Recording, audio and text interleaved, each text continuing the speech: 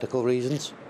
And since then, Jason, you've been supported by the Royal British Legion. What kind of support have they offered for you? Well, it's a vast array of support, really. It can be financial, you know, mental health. They can signpost you for different various charities and support that, you know, as veterans that we really essentially do need, you know, to rebuild our lives and get to a better point, you know, and be positive in our lives and know that we've got that hand on our shoulder when it's needed.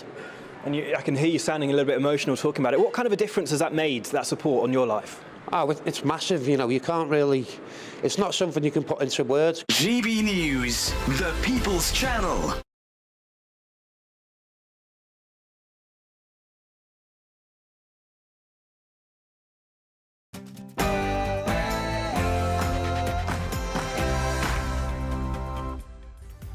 Very good afternoon to you. It's 3 p.m. and welcome to the Martin Daubney Show on GB News, broadcasting live across the UK. All the very latest news, debate and analysis all the way through until 6 p.m. And here's what's coming up on today's action-packed show.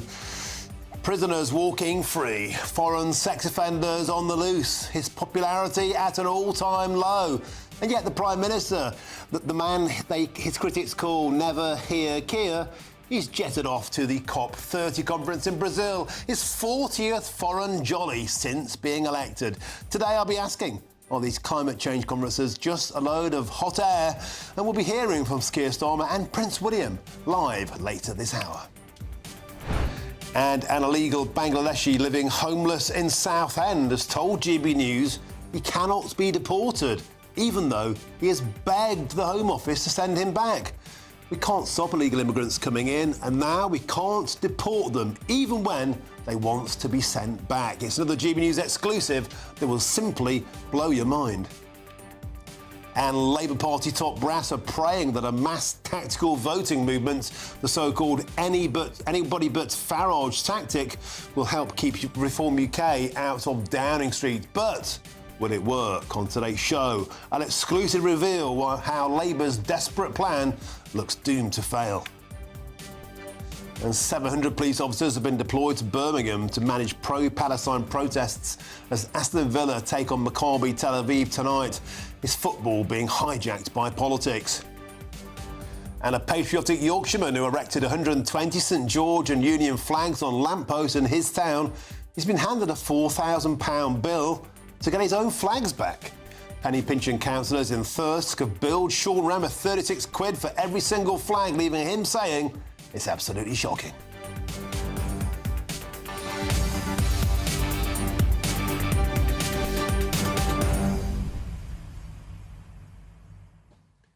"40 trips Sir Keir Starmer has had abroad since being elected Prime Minister, 5 to America, 5 to France, 3 to Germany, 2 to Brazil. The list goes on and on and on.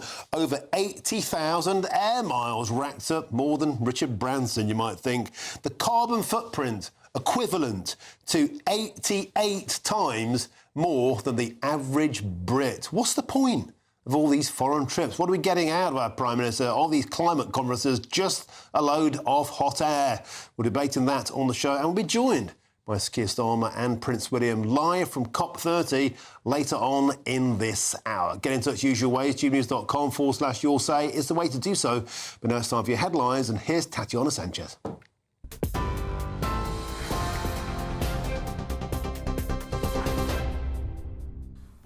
Martin, thank you very much for the top stories. Well, that breaking news that the King has formally removed Andrew Mountbatten-Windsor's Prince title and his HRH style by issuing a letters patent. Andrew was stripped of his royal title as a prince over his relationship with the convicted sex offender Jeffrey Epstein. Andrew always denied any allegations made against him.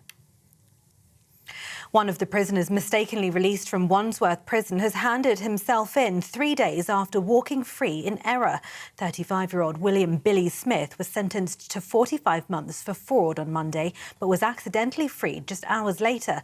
The mistake sparked an urgent manhunt until Smith arrived at the prison gates this morning, reportedly telling officers, "I'm the prisoner you're looking for." Justice Secretary David Lammy, the Deputy Prime Minister, well, he says Smith is now back in custody, describing the spike in mistaken releases is unacceptable. He insists the government is modernising prison systems, replacing paper files with digital tools to prevent further errors.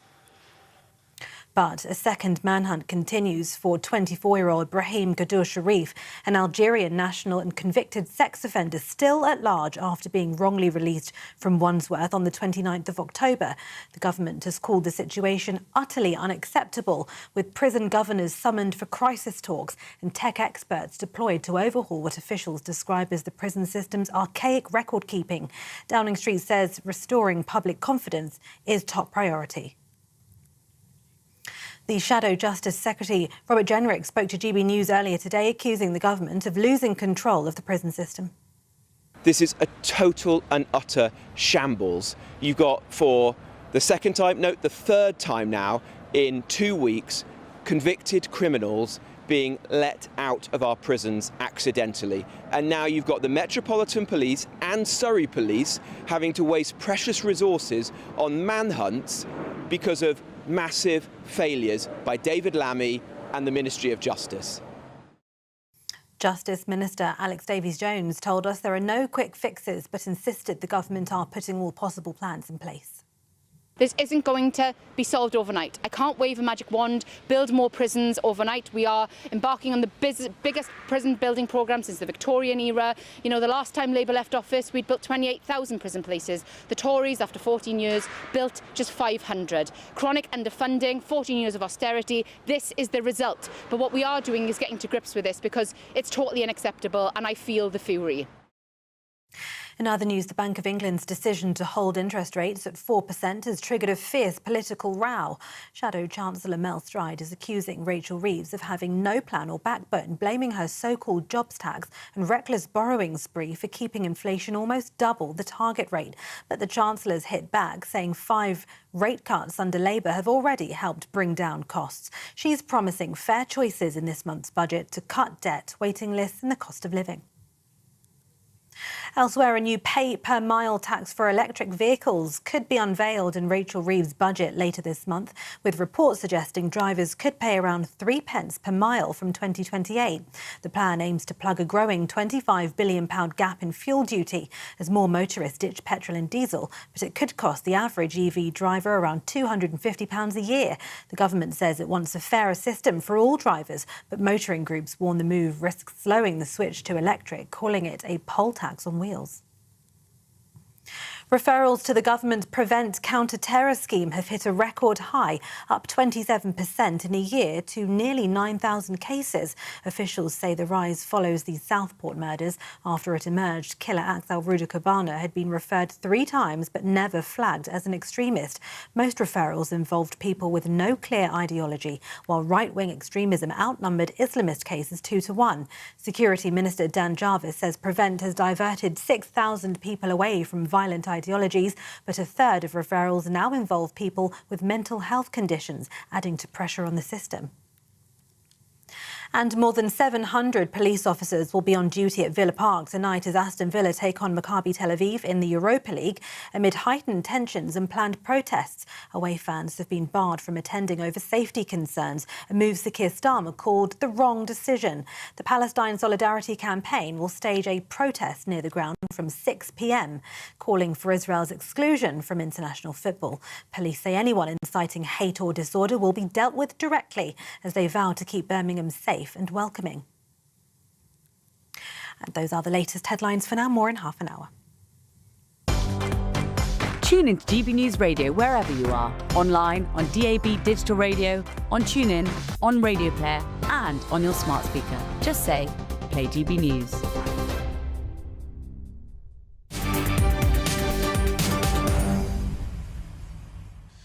Thank you, Tete. I've got some breaking news for you now, and it's this. The BBC has upheld 20 impartiality complaints over the way the presenter Martine Croxall altered a script she was reading live on the BBC News channel, which referred, of course, to pregnant people.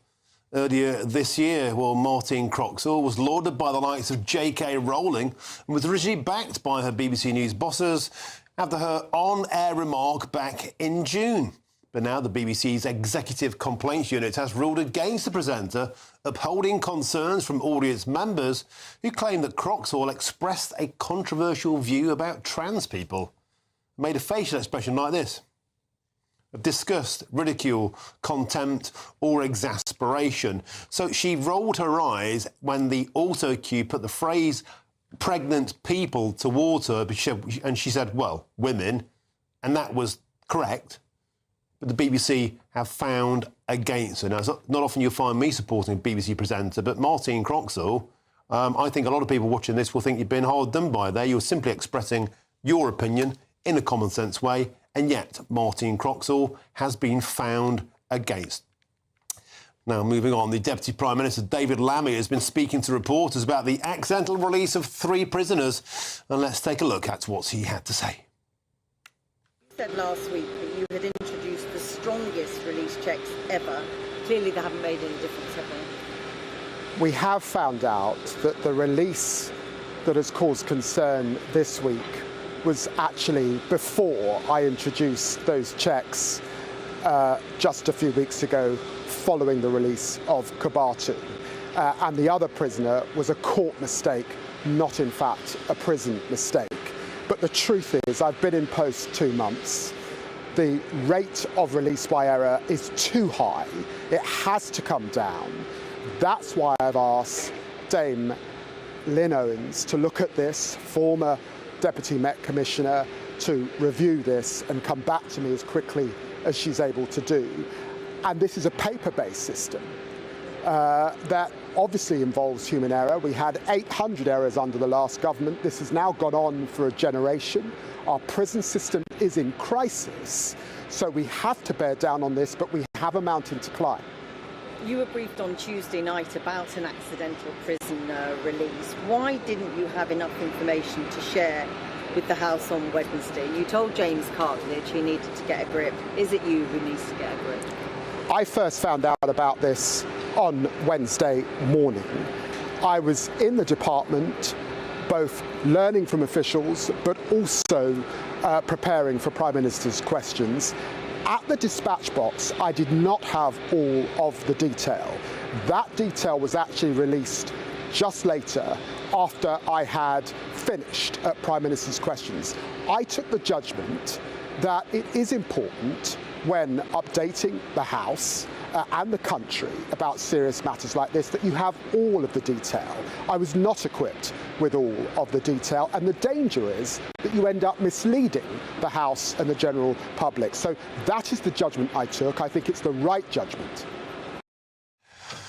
Well, that's David Lammy there being probed and asked about this ridiculous, horrendous oversight, a double release, mistaken release of 2 prisoners yesterday. I'm joined by our political correspondent, Catherine Forster there. Catherine, you and I were in astonishment in the studio together yesterday as this farcical, ridiculous, dangerous scene unravelled before our eyes. David Lammy there.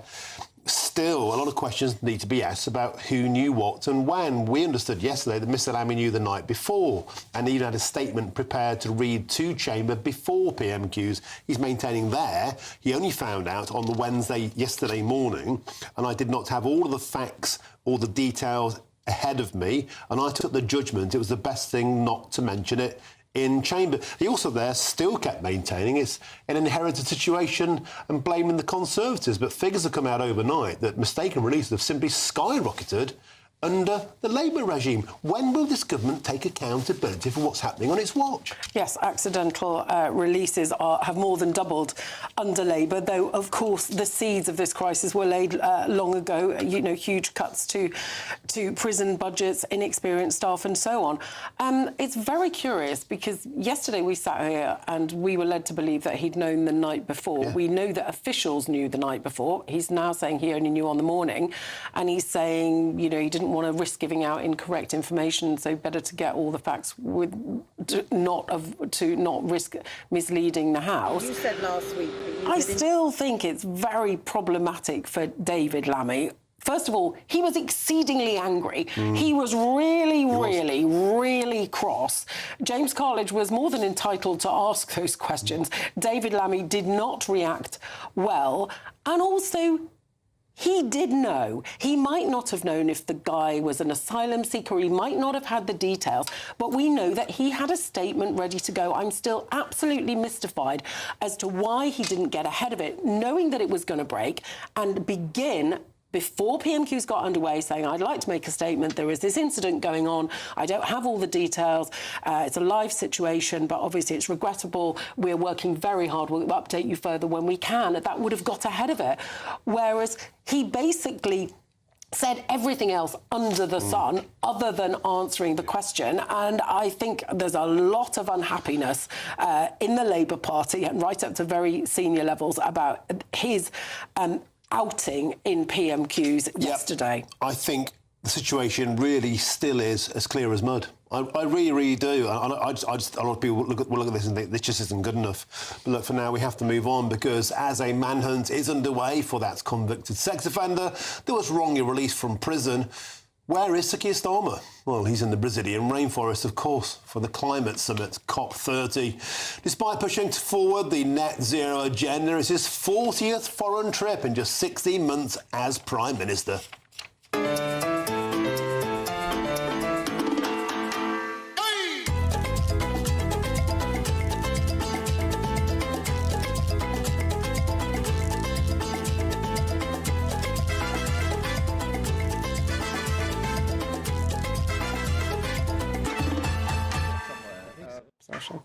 Well, yeah, here are some of those places that Sir Keir Starmer has also visited, doing the cha-cha-cha, America and France 5 times, taken 3 trips to Germany and 2 trips to Belgium, to Italy, Norway and Ukraine.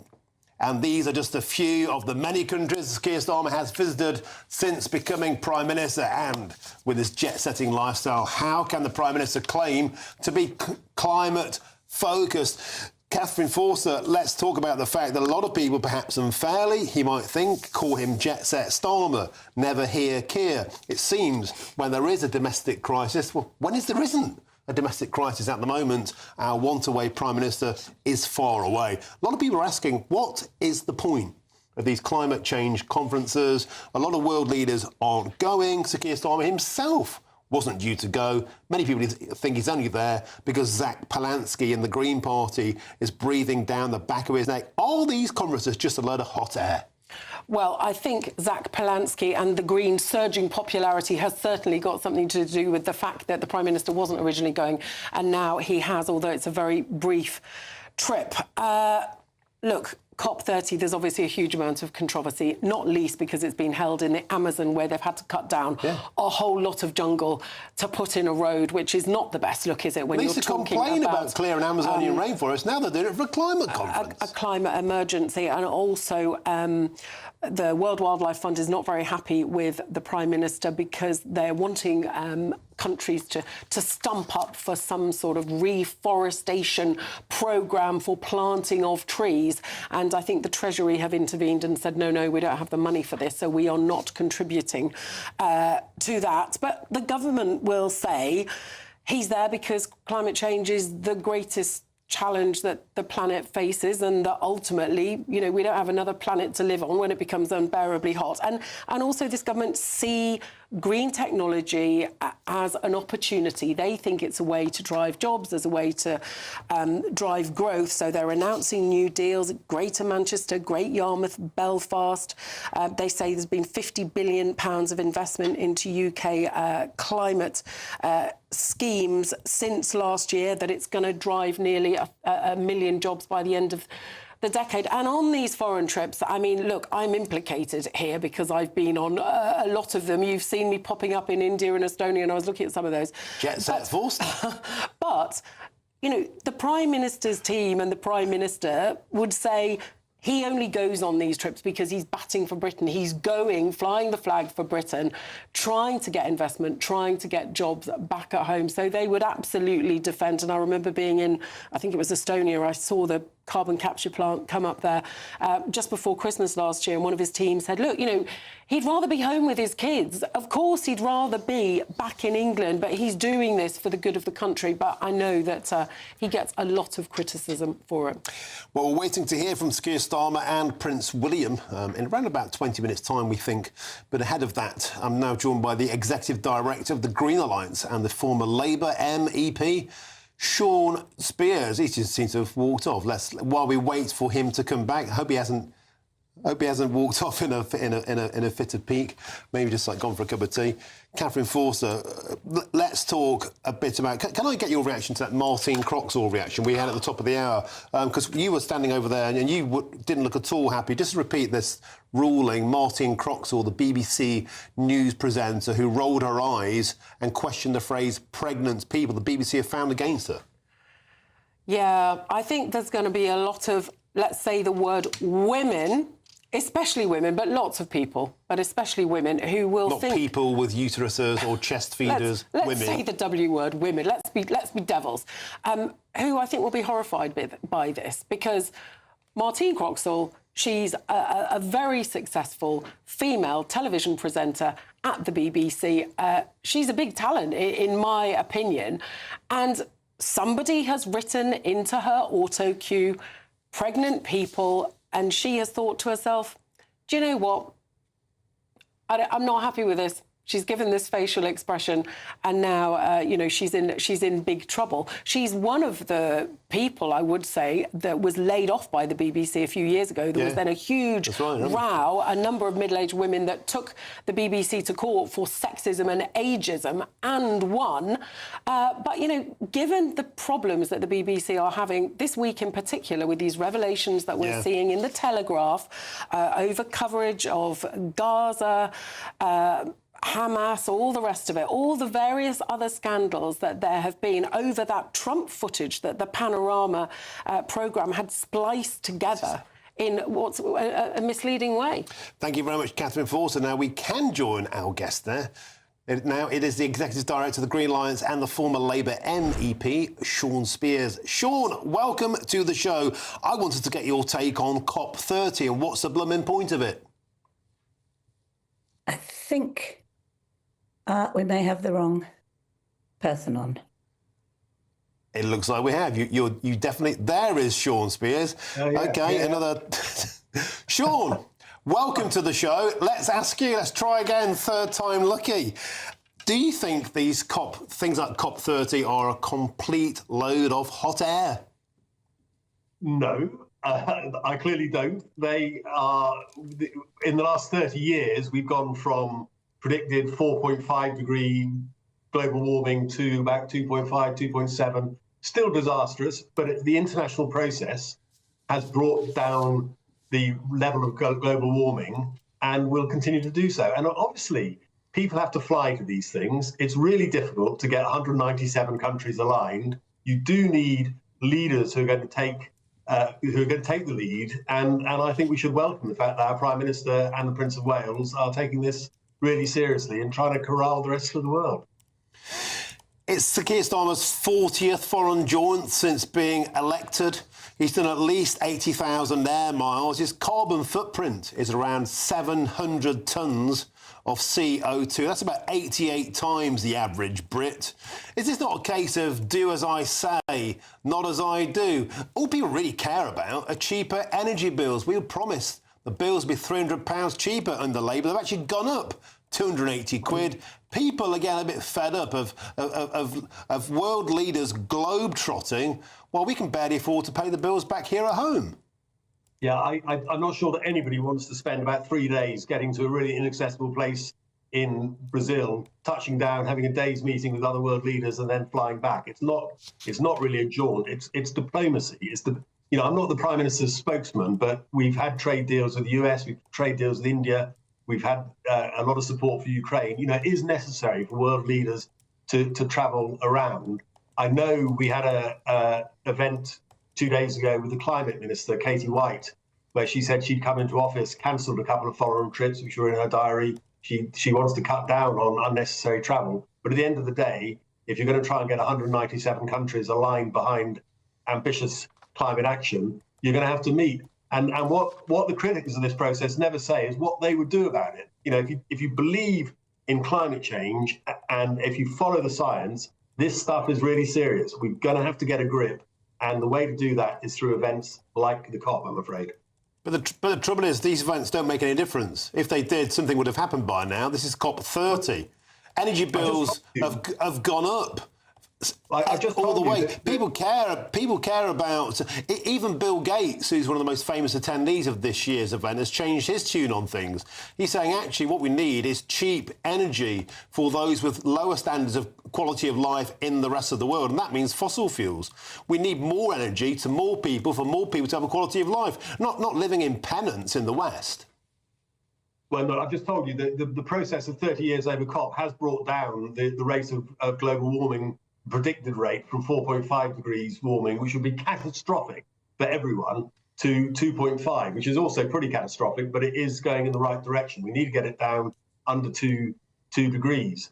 But if we just go for fossil fuels, I'm afraid we're going to have a really grim future. We need to bring down energy prices. We need to do that in the UK. We need to get off dependence on foreign imported oil and gas. We're still paying a premium for gas following Russia's invasion of Ukraine. So the quicker we can get onto renewables, the better. But we also need to tackle global warming. And I don't hear any of the critics of this process say what they would do about it.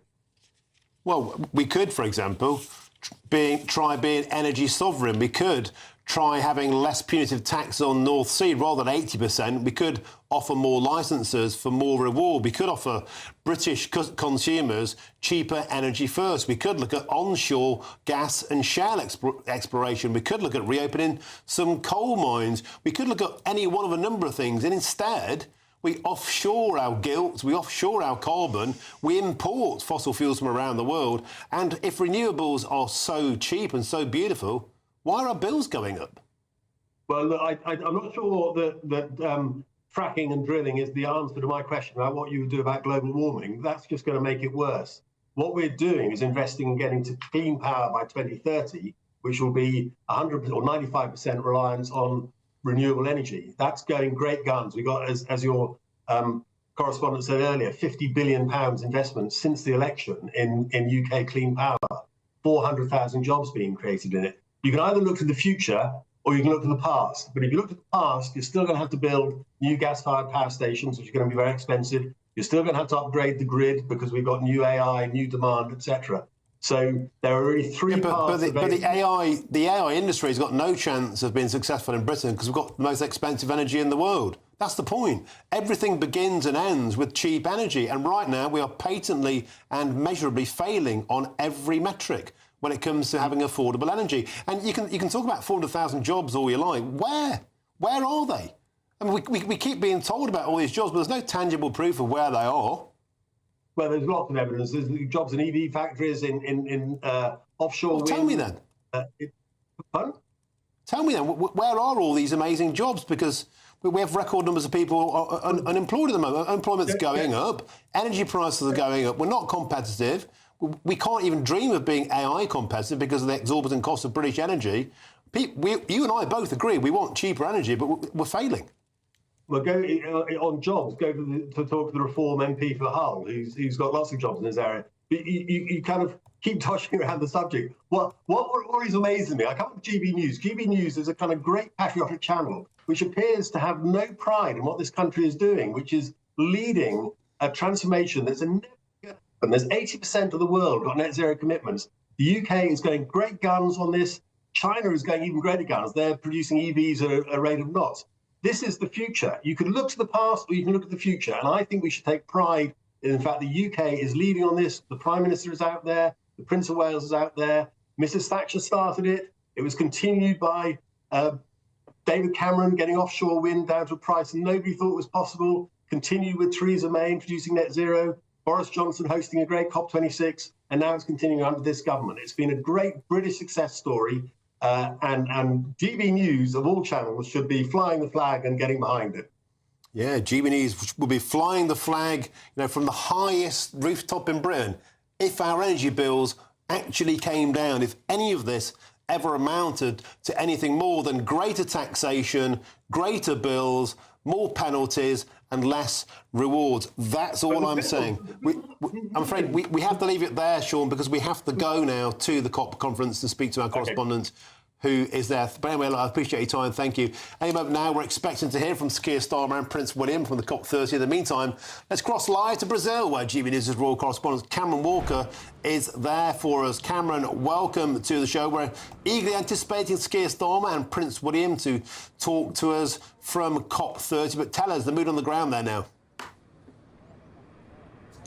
Yes, indeed, Martin. And in true Brazilian style, Prince William's speech is delayed. He is expected to be speaking first before Sir Keir Starmer, but it is highly significant for the Prince of Wales. Forget the facts at the moment that it's the COP30 climate conference. Let's just speak specifically about William being future king. This is the first speech he's going to be delivering representing his father, the current king, and that is highly significant because clearly he's not done that before, perhaps a window into the future a little bit.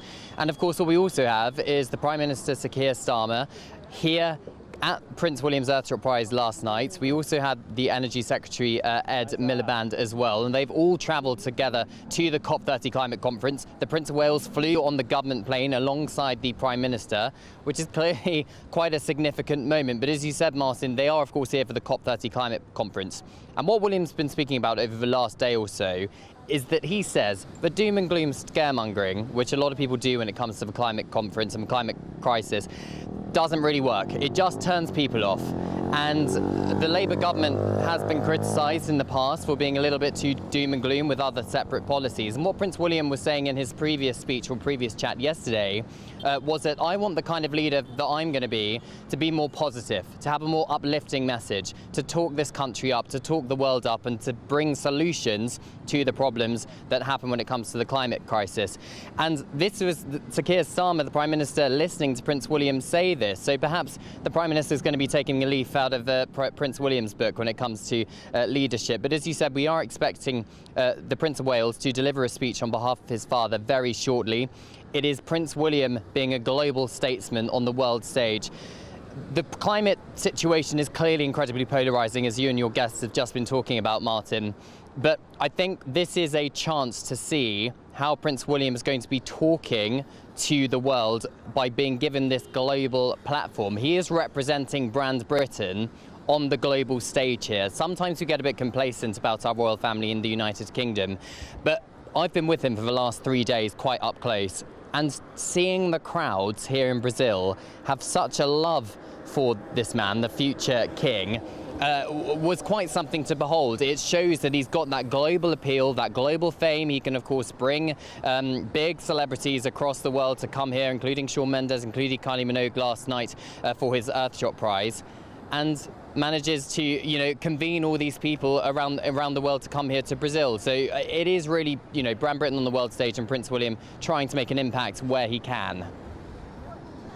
Thank you very much there, Cameron Walker. And I believe now we can cross to Keir Starmer and Prince William. In fact, they're due very, very shortly. Cameron, you're hovering there. Let's keep you in there until they are literally about to tiptoe on stage. What's the reaction been in Brazil in a more broad sense? I thought that magnificent picture of Prince William recreating, if you like, an image of his wonderful mother, of course, the late Princess Diana, in front of that amazing sculpture of Christ the Redeemer. In fact, no, we can go now to Keir Starmer and Prince William. Let's go. Pelas calorosas boas-vindas a Belém do Pará. We come together today, here in the heart of the Amazon, at a pivotal moment in human history. A moment that demands courage, cooperation and unwavering commitment to our planet's future. A future that belongs not to us, but to our children and grandchildren. I want to first express my profound gratitude to Brazil for welcoming us all to Belém. Over the last week, I've seen firsthand that your global commitment to environmental progress is not new. It's built on decades of bold action, visionary thinking, and shared purpose. From the Rio Earth Summit in 1992 to Brazil rapidly becoming a leader in renewable energy and sustainable agriculture, you have shown the world what climate ambition looks like. Just earlier this week, the vibrant city of Rio de Janeiro hosted the Earthshot Prize, a global initiative I founded to accelerate and spotlight the most innovative solutions to our planet's greatest environmental challenges. Many of these solutions are born in the global south. I want to add my thanks to the gracious hospitality of Mayor Eduardo Pez. The event was not only a celebration of ingenuity and hope, but a powerful reminder of what's possible when we lead with vision and courage. It was inspiring to witness such bold ideas from people all over the world come to life in a place so deeply committed to sustainability. And so as we gather here in Belém, 10 years on from the Paris Agreement, we are reminded of the extraordinary power of nations, communities, and individuals coming together to drive change. Where we unite behind shared purpose, we can scale and accelerate solutions that transcend borders. Solutions that give us hope and fill us with optimism for the future. I have long believed in the power of urgent optimism, the conviction that even in the face of daunting challenges, we have the ingenuity and determination to make a difference, and to do so now. I grew up with my father, the King, talking about the power of nature and the importance of harmony in the natural world, a subject he has championed for over 5 decades. It's a privilege to also represent him here today, as well as everyone else who has championed this cause for so many years. All of us here today understand that we are edging dangerously close to the Earth's critical tipping points, thresholds beyond which the natural systems we depend on may begin to unravel. The melting of polar ice, the loss of the Amazon, the disruption of ocean currents. These are not distant threats. They are fast approaching and will affect every one of us, no matter where we live. Communities around the world are already facing rising seas, extreme heat, wildfires, floods, droughts, and increasing frequency of extreme weather. We saw the disastrous impact of simultaneous floods, fires and droughts in Brazil in 2023. Just this year, I visited the Welsh town of Pontypridd with my wife Catherine, where the community is still recovering from devastating floods. I met families who had lost their homes, their possessions, and their sense of security. One resident told me how the river that once brought life to the town had become a source of fear. Their resilience was deeply moving. It was also a powerful reminder that climate change is not a distant threat. It is affecting lives across the UK and across the world, from small towns to major cities, from coastal communities to inland regions. No corner of the globe will be unaffected. These impacts pose risks to growth, security, and well-being in all countries. But we know that these risks often fall hardest on those who contributed least to the crisis. This demands urgent, coordinated action. We must ask ourselves, what legacy do we wish to leave? Because the impact of all our choices will be felt by us all around the world, in the safety of their homes, the stability of their livelihoods, and the health of the natural world that sustains us all. The road ahead will be tough. We must transform the way we power our lives, produce our goods, move from place to place, and care for our land. But this is not just a challenge. It is a profound opportunity. An opportunity to build cleaner economies, restore nature, and improve the health and well-being of communities everywhere. It is an opportunity to grow our economies, develop new technologies, and create secure and affordable energy systems that are central to our future prosperity and security. Action on climate not only protects future generations, but is a powerful engine to create better jobs and lives today. We need to work together to build resilience from the escalating costs of climate change and become nature positive. This means incentivizing protection and restoration, not destruction. It means recognizing nature's true value, not only in economic terms, but in its ability to sustain life, culture, and community for everyone to enjoy.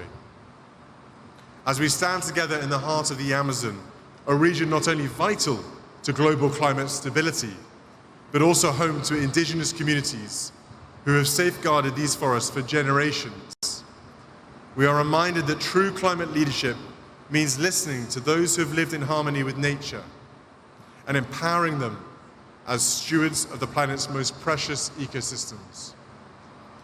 At London Climate Action Week, I convened governments, philanthropists, and indigenous leaders to issue a call to action for land tenure and forest finance pledges to be delivered at COP30 here in Brazil. That call to action continued through New York Climate Week in September and brings us here to Belém, where we must listen to the voices and leadership of indigenous people and local communities who care for half of the world's land and a third of its remaining intact forests. Their territories are vital to climate mitigation and biodiversity preservation. Yet only 11% of this land is legally recognized. Where indigenous people and local communities have secured land rights, deforestation is lower, biodiversity is richer, and carbon is better stored. Yet nearly 800 million hectares of their land remain unrecognized. 10-year security empowers communities to resist harmful projects and pursue sustainable livelihoods. This is not just a moral imperative, it's a practical climate solution to the climate and biodiversity challenges our planet faces. Let us build a future where indigenous people and local communities are recognized as global climate leaders, where their rights are protected, their voices heard, and their knowledge respected as vital to the health of our planet. This week in Rio, I had the privilege of meeting representatives from indigenous people and local communities at events hosted by the Earthshot Prize and the Royal Foundation's United for Wildlife programme. Their connection with and tireless efforts to protect nature are nothing short of inspiring.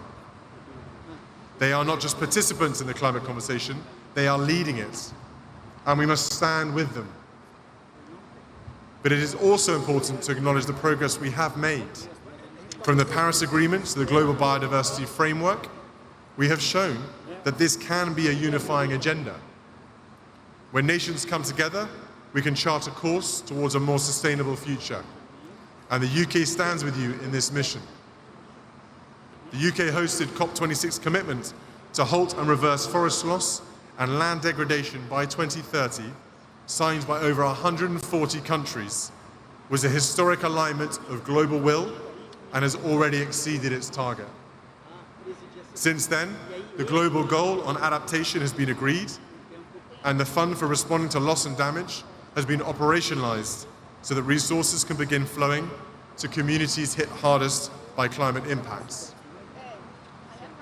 The COP26 Indigenous Peoples and Local Communities Forest 10-year pledge has already exceeded its target of $1.7 billion, with over $1.86 billion supporting strengthening forest communities.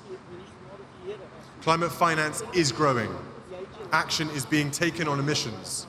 Renewable clean energy is expanding at record pace, creating thousands of new jobs and boosting economies around the world. Countries are embedding nature into climate strategies, launching national adaptation plans, and investing in nature-based solutions. These are not just policies, they are lifelines. Brazil's proposal for the Tropical Forests Forever Fund is a visionary step toward valuing nature's role in climate stability. That is why it was an Earthshot Prize finalist this year. The initiative recognizes that climate and nature must be addressed together, not in silos, but in synergy. The science is clear. We must go further if we are to secure a livable future for all, and we must go together. The time for partnership, protection, and progress is now. We know what is at stake. We know what must be done. And we know that no country, no community, No individual can do it alone. Our children and grandchildren will stand on the shoulders of our collective action. Let us use these inspiring surroundings here in the heart of the Amazon to rise to meet this moment, not with hesitation, but with courage, not with division, but with collaboration, not with delay, but with decisive commitment. Let us honor the leadership of those who have long protected the planet, indigenous peoples and local communities, and walk forward together. Let us build a future where nature is valued and where every child inherits a world of prosperity, not peril. Let us rise to this moment with the clarity that history demands of us. Let us be the generation that turns the tide, not for applause, but for the quiet gratitude of those yet to be born. This here at COP30 is our moment. Let us not waste it. Our children and grandchildren are watching and hoping. Obrigado.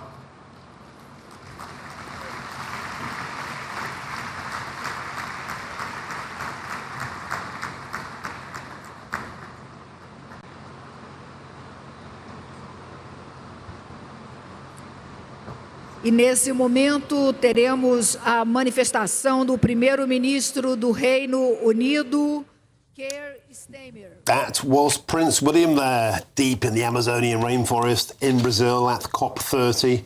I believe we are now anticipating the arrival of our Prime Minister, Sir Keir Starmer, on his 40th foreign jaunt since being elected.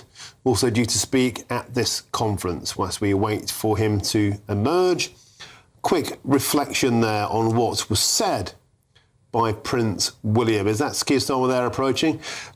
That is Keir Starmer approaching now. He'll be speaking the lectern any moment now. Let's go to our beloved Prime Minister. Colleagues and friends, 10 years ago, the world came together in Paris, united in our determination to tackle the climate crisis. A consensus that was based on science that is unequivocal. And this unity was not just international, it was there within most of our countries. There was a cross-party consensus in the United Kingdom. The only question was how fast could we go?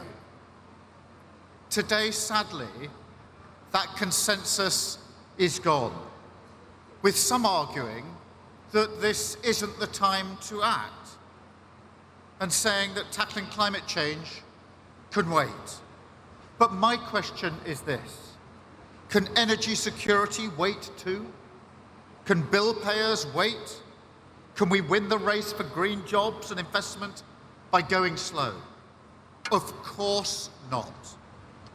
Inaction would only deepen these problems, drive prices higher, leave the call of opportunity unanswered, and leave our communities exposed to greater instability, flooding, rising food prices, growing migration flows, and growing threats to national security. Just look at the tragic destruction brought by Hurricane Melissa. Lives lost, homes, livelihoods, entire communities destroyed, islands just trapped in its devastating path. And so we say today to our friends in Jamaica and across the Caribbean, we stand with you. And look, there is a better path for all of us. We can choose to rise to this moment and to recognise that this is not just a problem to be solved, but also an immense opportunity to be seized. So the UK is doubling down on the fight against climate change. As an investment in future generations, yes, of course, but also crucially, as an investment in improving the lives of working people here and now. Our aim is very simple: to make energy a source not of vulnerability, but of strength, an engine to create thousands of new jobs, bring down household bills, and end, once and for all, our exposure to volatile fossil fuel markets and dictators like Putin who seek to weaponize them. Everything we're doing here is about seizing that opportunity, renewing our nation to deliver for our people. We will bring these opportunities home, not by lowering our ambition here, but by raising it. That's why at COP last year, I announced our world-leading nationally determined contribution, aligned with delivering the Paris Agreement in full. I urge other leaders to do the same, as the best chance we have of limiting temperature rise to 1.5 degrees. And we're following through on our commitments today. I'm proud to say we're delivering the largest investment of clean energy in British history and the biggest nuclear building programme in a generation to take back control of our energy system and make Britain a clean energy superpower. Already, our clean energy sector is second only to tech in its rate of growth. At COP last year, I announced a £1 billion turbine contract for a wind farm blade factory in Hull. This year, I'm pleased to announce upgrades to the port of East Anglia, which will pre-assemble the turbines using the very same blades made in Hull, so they can be loaded out to the offshore wind farm in the North Sea. We've also got new deals in Belfast to support 2 major offshore wind farms in the Irish Sea, and in Manchester, where we're building one of the UK's largest battery sites. And all of this is in addition to the over £50 billion of investment into UK clean energy industries announced since last year, and 800,000 jobs expected by the end of the decade. So from revitalising our coastal communities to firing up our industrial heartlands, our clean energy revolution is powering millions of homes, securing thousands of skilled jobs, and delivering energy security and national renewal. That's the Prime Minister, Keir Starmer, there, deep in the Amazonian rainforest in Brazil at the COP30 summit, urging the other world leaders to stick to the Paris Climate Agreement. Of course, those other world leaders aren't even there. China aren't there. India aren't there. The United States of America aren't there. The world's biggest polluters aren't there. They're not listening to the hot air coming out of this conference. This is not just a problem to be solved, but an opportunity. The UK is doubling down on our commitments to tackling climate change, said to Keir Starmer. But as I said, the world's biggest polluters, they're not listening. They're simply pumping out endless amounts of fossil fuels. Let's get back to our royal correspondent Cameron Walker now. They're waiting there for us patiently in Brazil to reflect upon what Prince William said just before Sir Keir Starmer came on, again with a zealotry, an enthusiasm, a prince-like enthusiasm for climate change. All of us here today realise we are heading towards Earth's tipping point. Climate change is not a distant threat. No corner of the planet will escape. Once again, Cameron Walker, it's 5 minutes to midnight. We're all going to die.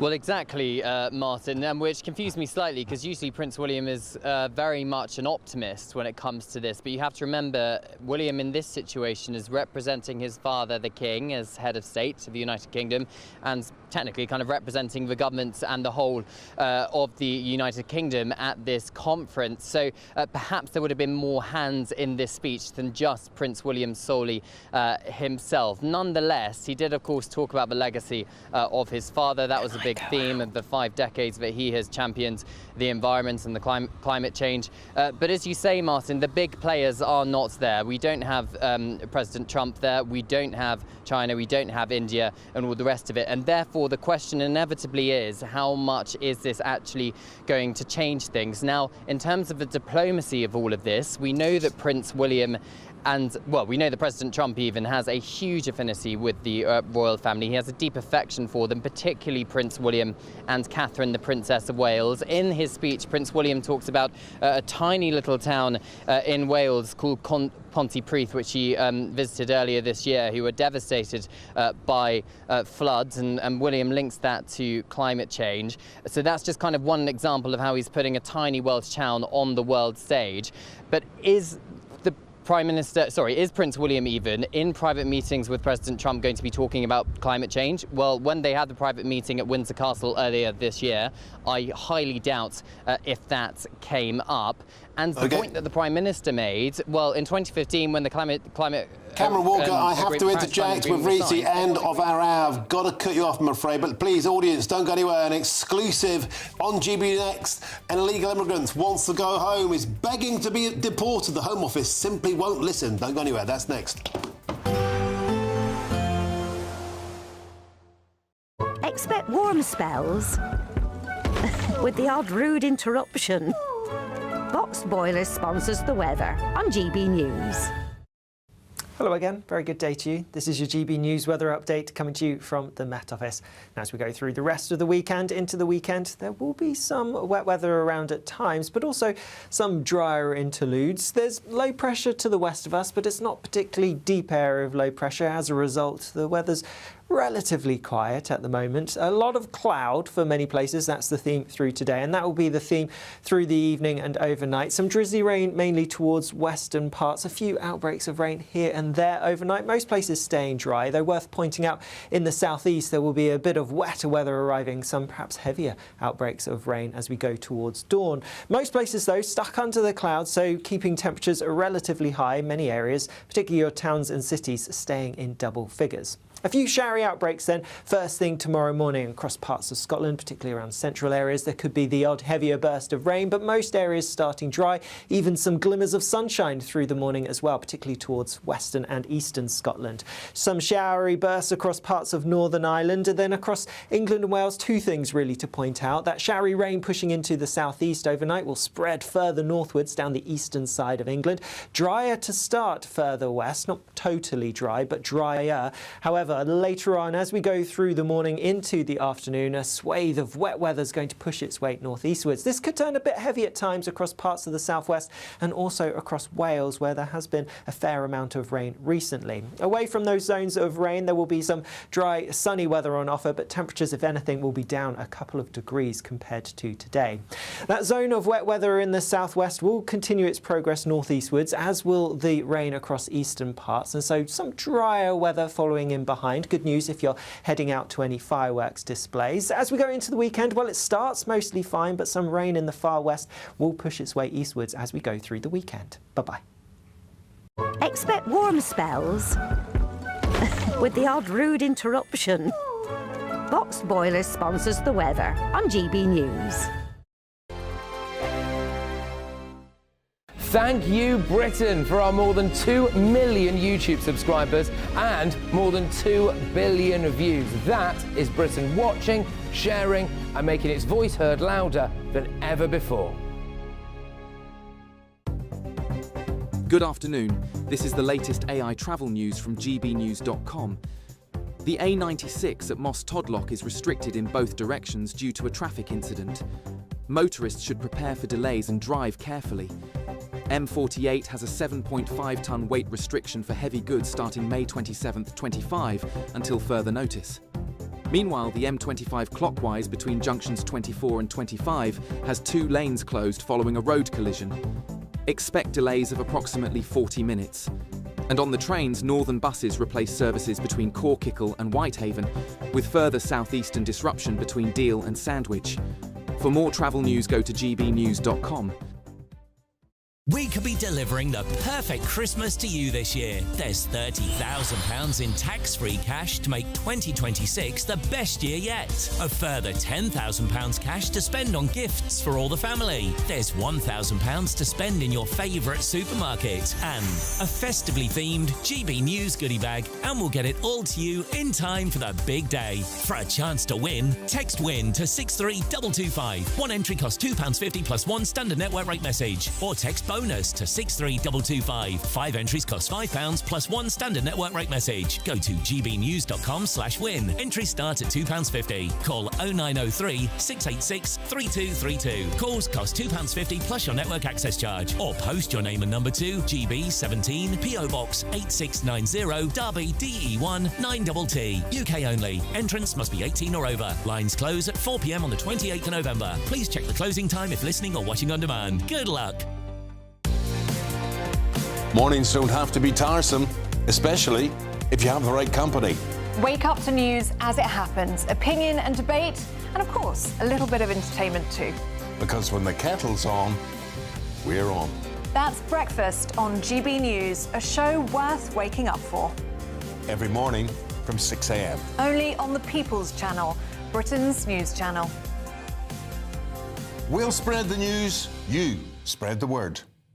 Hi, I'm Michelle Dewberry, and my show is your opportunity to cut through all the noise and dive in headfirst to some robust debates. Ideas clash. Situation, no, isn't it? No, Because the failure is you're deliberately avoiding my point. Nothing's held back, And if you think this is the end of it, wait for more. and we do not shy away from the difficult stuff. Sometimes I want to shake people and say, if only you understood. So join me on Jubes & Co. weeknights at 6 p.m. only on GB News, Britain's news channel.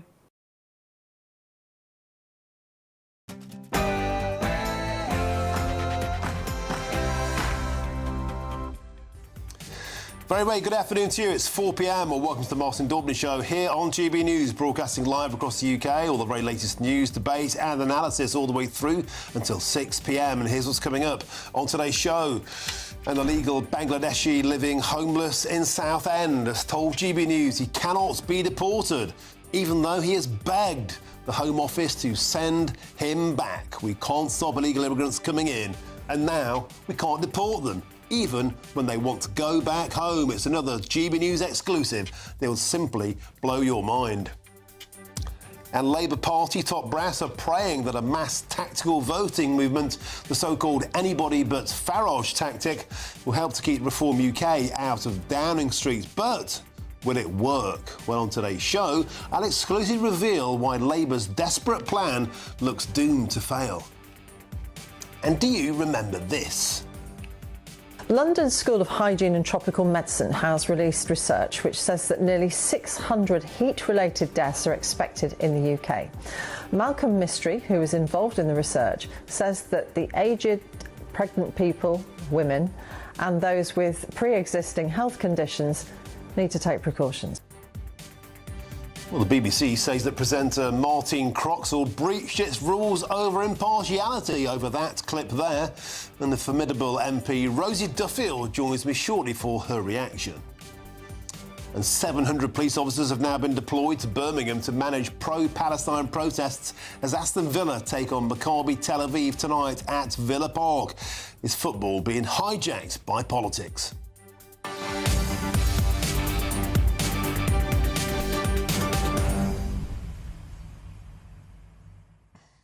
Well, the show, it's a pleasure to have your company. Stand by for another astonishing GB News exclusive. We're used to people simply walking out of jails.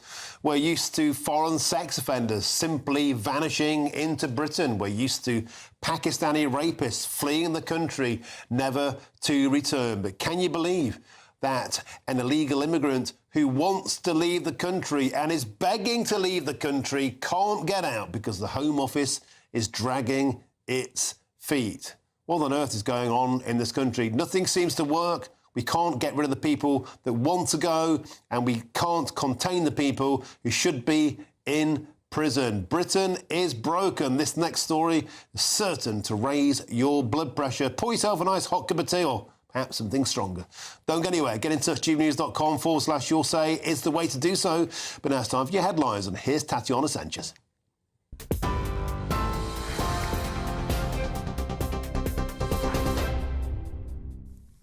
Martin, thank you. The top stories. One of the prisoners mistakenly released from Wandsworth Prison has handed himself in 3 days after walking free in error. 35-year-old William Billy Smith was sentenced to 45 months for fraud on Monday, but was accidentally freed just hours later. The mistake sparked an urgent manhunt until Smith arrived at the prison gates this morning, reportedly telling officers, "I'm the prisoner you're looking for." Deputy Prime Minister David Lammy says he was not equipped with all of the detail about the mistaken prisoner release when he appeared at Prime Minister's questions yesterday. We have found out that the release that has caused concern this week was actually before I introduced those checks just a few weeks ago following the release of Kabatu. And the other prisoner was a court mistake, not in fact a prison mistake. But the truth is, I've been in post 2 months. The rate of release by error is too high. It has to come down. That's why I've asked Dame Lynn Owens to look at this, former Deputy Met Commissioner, to review this and come back to me as quickly as she's able to do.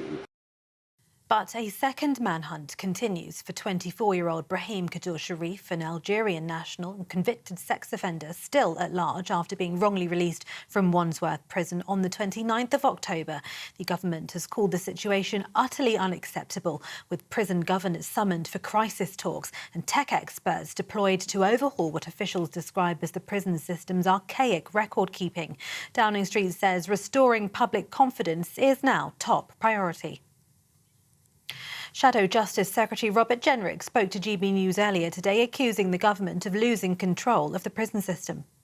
This is a total and utter shambles. You've got, for the second time, no, the third time now, in 2 weeks, convicted criminals being let out of our prisons accidentally. And now you've got the Metropolitan Police and Surrey Police having to waste precious resources on manhunts because of massive failures by David Lammy and the Ministry of Justice.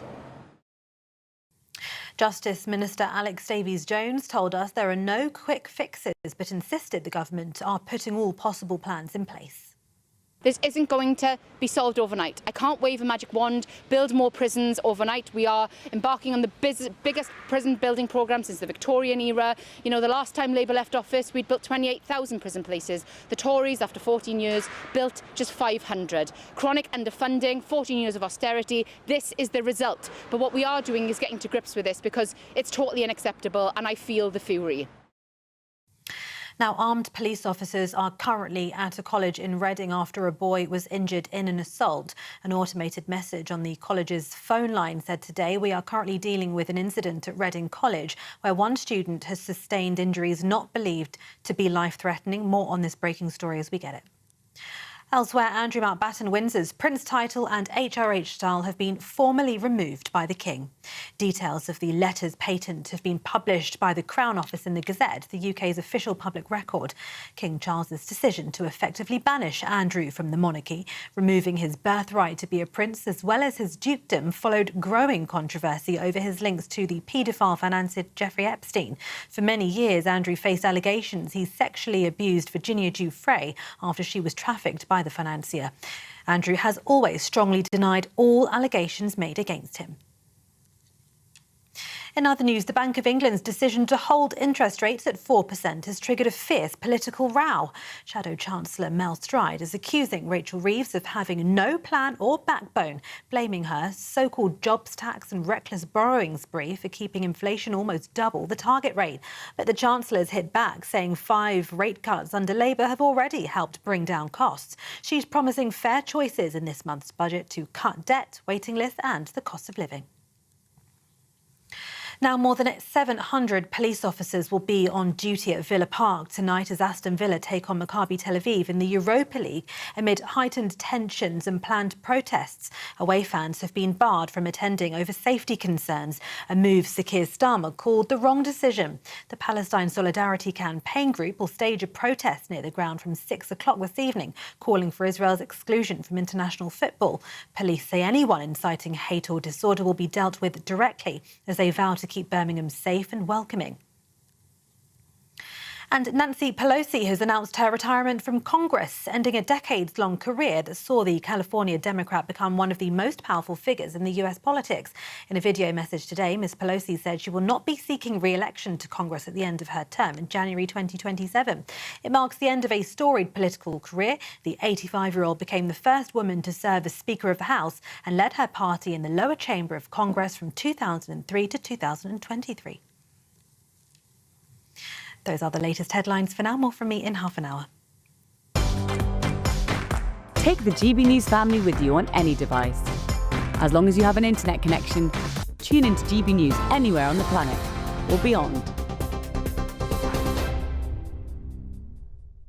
Cheers Britannia Wine Club proudly sponsors the GB News Financial Report. And here's a quick snapshot of today's markets. The pound will buy you $1.3092 and €1.1360. The price of gold is £3,040.22 per ounce. The FTSE 100 is at 9,747 points. Cheers Britannia Wine Club proudly sponsors the GB News Financial Report.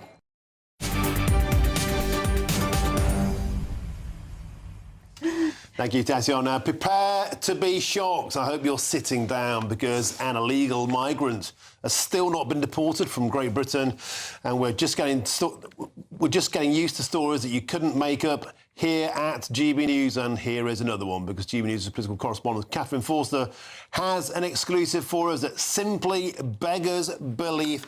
Catherine, over to you.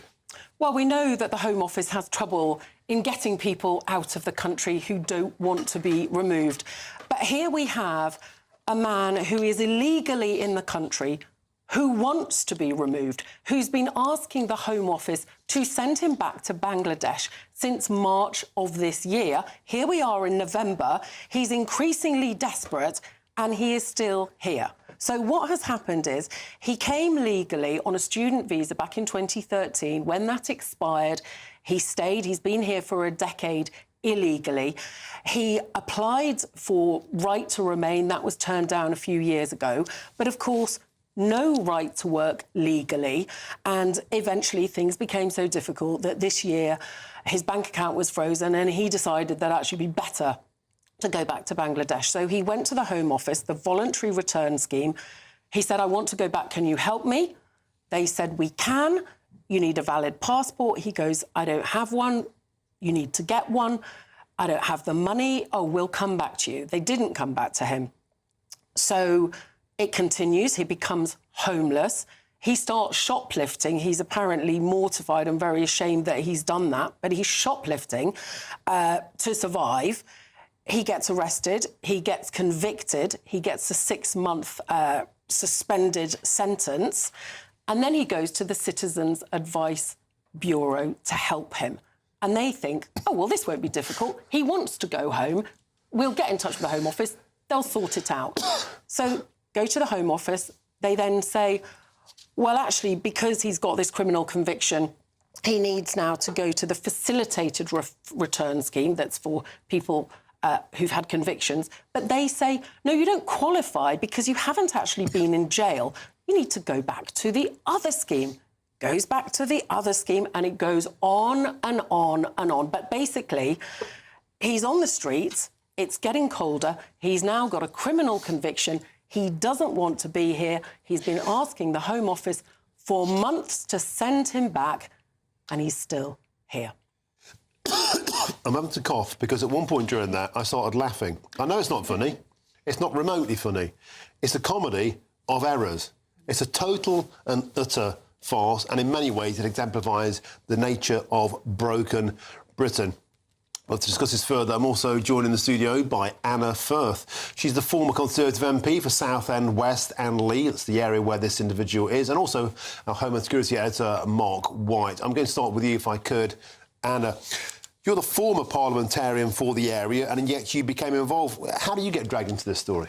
So I was on holiday, Martin, last week, and Citizens Advice, Southend, got in contact with me, and I literally could not believe my eyes as I read this catalogue of errors, as you've said. Frankly, I just had to get involved because this has just got to be sorted out. What this shows us is a Home Office which is drifting, it's in denial, and it's dysfunctional. You literally couldn't make it up. Here is somebody who is illegal in this country. They've committed offences in this country. They're now a foreign offender. They want to go home. They're ready to go home. They're trying to go home. And yet the Home Office, which has got 50,000 employees, don't forget, it's got a budget of £54 million for from 2021 to 2025 for this scheme, and they can't even get this guy on a plane. I looked on Skyscanner yesterday. It's £338 to fly somebody to Bangladesh. If they don't get their act together and sort this out, because this is being foisted on Southend residents, and I think Essex has had enough. It's had more than its fair share of Home Office incompetence. If they don't get their act together, I've got a good mind to start a crowdfunding page, and I think in no time we'll get that money together and we'll escort this gentleman who wants to go to an airport, and we will fly and we will wave him off, and that is his only hope of a better future. He's got no hope here now. He doesn't want to be here. Let's help him get back to Bangladesh. Mark White. I mean, I'm torn between laughing and crying here.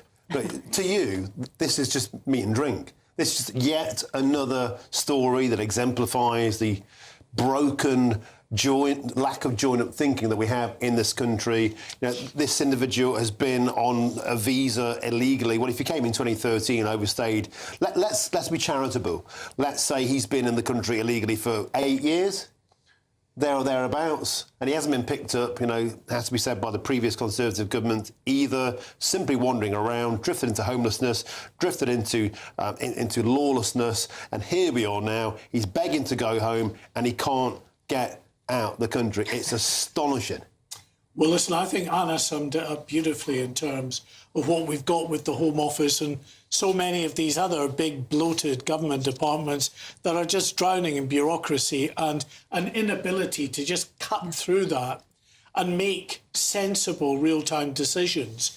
You have, computer says no type mentality constantly. This man was being, despite what Catherine said about his determination actually to go back, he'd been living here illegally for a decade, but now he wants to go.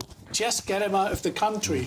But we see this, as I say, constantly. We get the government, for instance, just trumpeting how much they are expanding their immigration enforcement. They're going after individuals like this. They're making record numbers of raids, 11,000 last year, 8,000 illegal immigrants were arrested. But what happens to them? The vast majority are just released on bail. They disappear off into the system. Or even if they're still there, they come up against what this individual has come up against, which is a lumbering beast that just can't seem to get its act together. And so people, it's not uncommon for those that have been rounded up in these raids to still be here years later.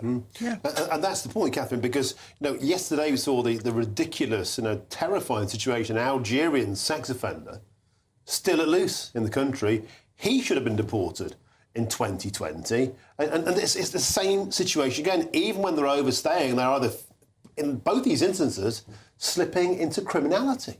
Yes, absolutely. And the government are very fond of saying, look, we are deporting more people than ever before, 35,000, I think it is.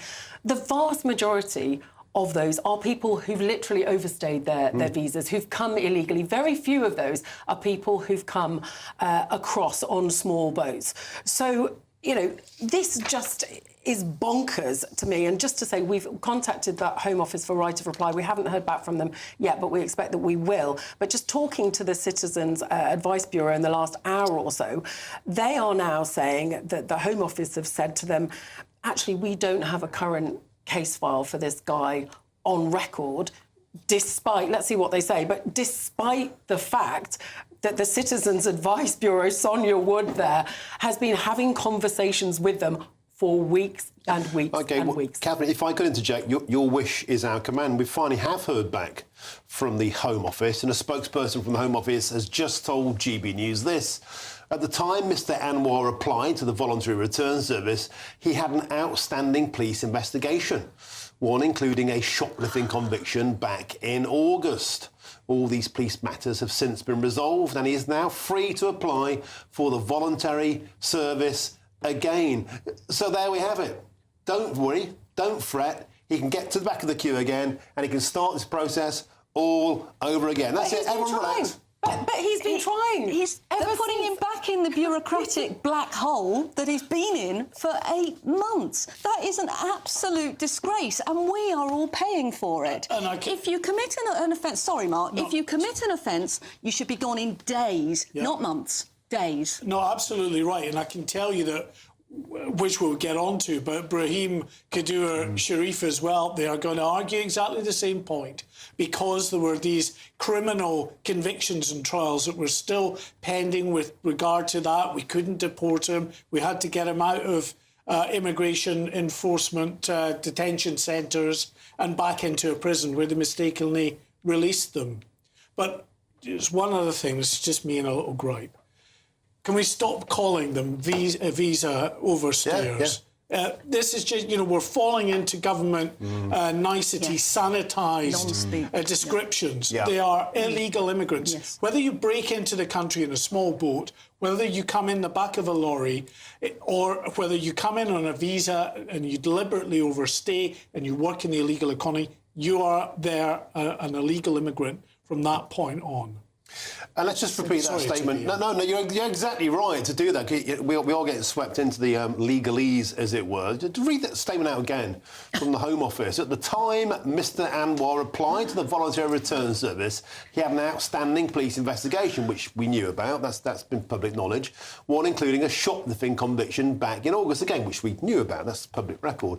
All these police matters has since been resolved, and he's now free to apply for the voluntary service again. So Mark White, that would again say to me, if I don't want to be deported, well, the best thing to do, go and commit a crime, because nothing can happen until that's been investigated. Multiple offences can be committed, a litany of offences over time. Until they're investigated, I ain't going nowhere, mate. Well, without suggesting a potential avenue, it's certainly true that if you are in the criminal justice system and committing what are deemed as relatively low-level offences, you're not going to be locked up most of the time. You'll probably be bailed, but because they're all pending, you won't be, in all likelihood, removed by immigration enforcement, by the Home Office, because they'll think, oh, don't want to touch that yet until that's all concluded. It feels like we're in Alice in Wonderland, doesn't it? But it does actually raise a really serious point. We have soaring illegal immigration.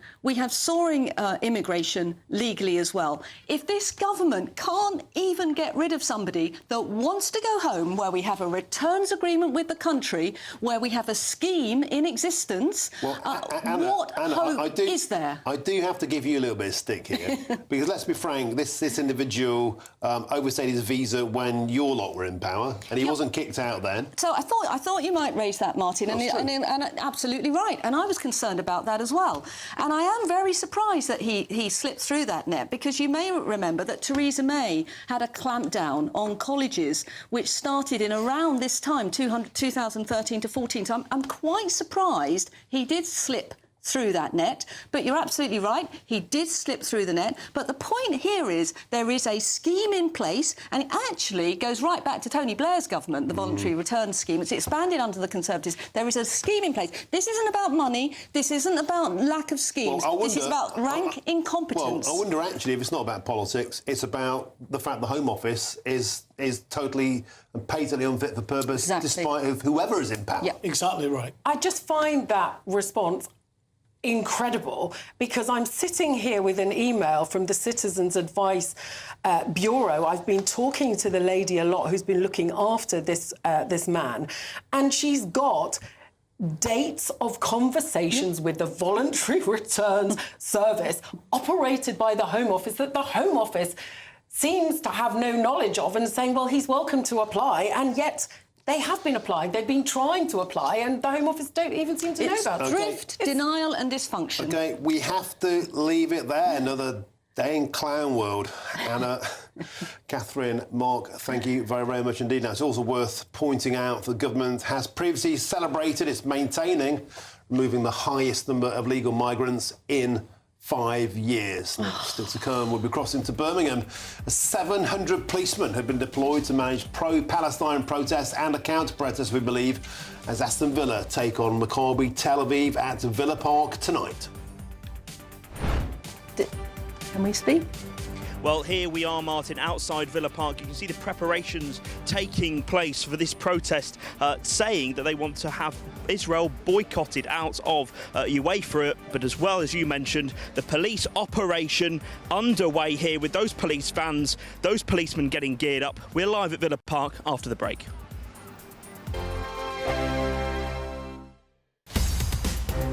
In the GB Newsroom, we bring you the news as it happens. With our team of dedicated journalists across the UK. We're ready to keep you up to date with what's happening every half an hour, every single day. Bulletins here on GB News. The People's Channel. Britain's news channel. Exciting news. Every Friday, my Patrick Christie's Tonight Show is going to have a twist to it. We're welcoming some special guests. You.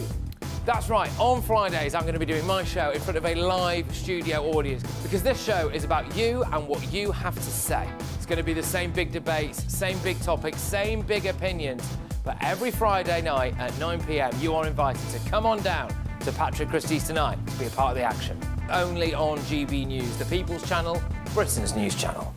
Westminster, the ultimate clique. And you're fighting like rats in a sack. But here on the Camilla Tominey Show, we ask the questions the establishment media is too scared to ask. OK, let me ask you a straight question, because I know you're a straight-talking politician. Whether it's net zero, illegal immigration or law and order, nothing is off limits. You had the power then.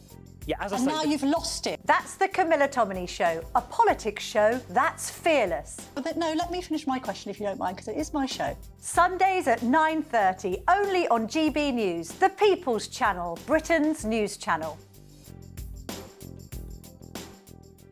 No matter the state it's in, this is our nation. Join me, Jacob Rees-Mogg, for a genuine, honest discussion on where we have been, where we are going, and where we are with the people who set the direction. Tune in to State of the Nation every Monday to Thursday, 8 to 9 o'clock.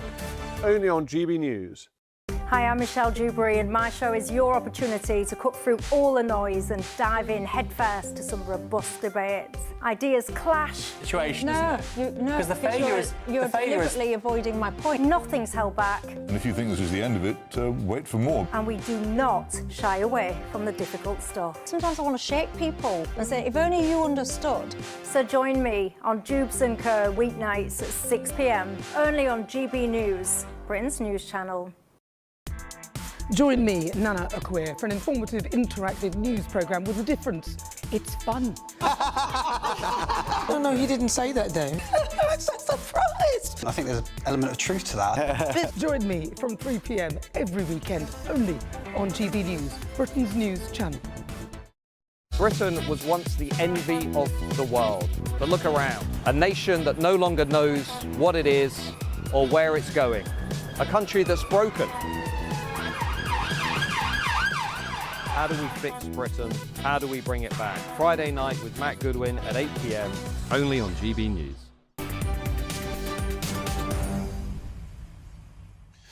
Welcome back. It's 4:26 with me, Martin Daubney, here on GB News. Now, thousands of people are expected to gather and protest outside Villa Park tonight, ahead of the club's Europa League fixture against Israel's Maccabi Tel Aviv. Pro-Palestine groups have called for the match to be banned altogether, despite the Israeli side fans not being allowed to even buy tickets. Well, it's a football story that's absolutely divided the world. And join me now is GB News' national reporter Jack Carlson, live for us on the scene there at Villa Park. Jack, a lot of people saying keep the politics out of football. It's a disgrace that these fans have been hounded away from Villa Park. Nevertheless, the game goes on tonight. Tell us more. Well, the game does go on, Martin, and that is the situation that West Midlands Police are now having to deal with, because with this game going on, of course, we've been talking all day, haven't we, about the protests that are going to be taking place here tonight. 700 police officers expected to be here, some of them just down the road here on Trinity Road outside the Trinity Road stand outside Villa Park. You can see some of those uniformed officers all having their briefing, having their meeting, ready to try and police these protests, because they are not only just policing protests, they are also policing a normal football game as well, with tens of thousands of fans expected to attend. So this protest is making more work for the police, so much so they're having to bring in extra resources. We've seen Dorset Police, we've seen Nottinghamshire Police, all kinds of police forces being brought in so that those resources cannot just be taken away from West Midlands Police, who of course have to ordinarily police this kind of fixture, this European fixture. Now, of course, here are the preparations taking place here outside Villa Park. This is the Palestine protest taking place here. Now, this protest is calling for Israel to be booted out of UEFA. We have not long spoken to Ahmed Yacoub, who's been part of the organising group and is here at the protest today. We'll bring you a clip of him in the next hour or so, Martin. We've basically spoken to him, and he's very much said that he wants tonight to remain peaceful, but he says he wants Israel to be treated the same way that Russia had when Russia were booted out of international competitions. These police officers, Martin, and you'll see as we in this live report, just constant police vans are going by as these resources move in here. Those police officers making their way further down Trinity Road over the other side of the stadium. That's where counter-protests are going to be taking place.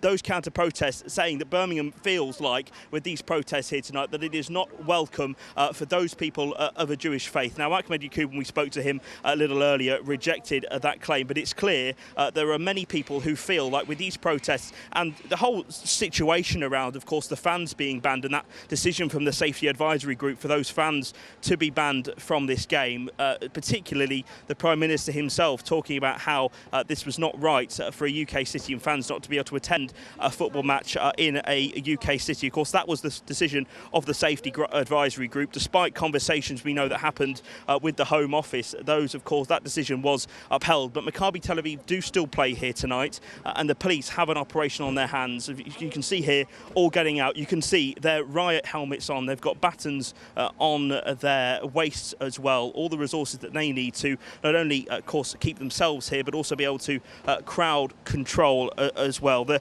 police said that their decision was based on the intelligence and previous incidents, including violent clashes, they say, and hate crime offences that they say occurred during the 2024 Europa League match between Ajax and Maccabi Tel Aviv in Amsterdam last year. But of course, the Prime Minister, as we were just saying, said that that was very, politically controversial, that banning supporters was wrong. And unfortunately, the conversations that had gone on with the Home Office just resulted in nothing really being changed from that. And so, it hit those international headlines. There are many fans today who just don't want this kind of politics involved in football. They want to come here, of course, to enjoy the game and enjoy the game that's going on here today. We know that there are some supporters who've simply decided to stay at home today because they are worried around the safety of them. The Palestine protest that's happening here says that they are going to be peaceful. Of course, the counter-protests do as well. But, Martin, it's going to be a long night ahead as those officers, these police officers that you're seeing behind us now, get ready for this protest. It's going to be a long night of them ensuring that everyone here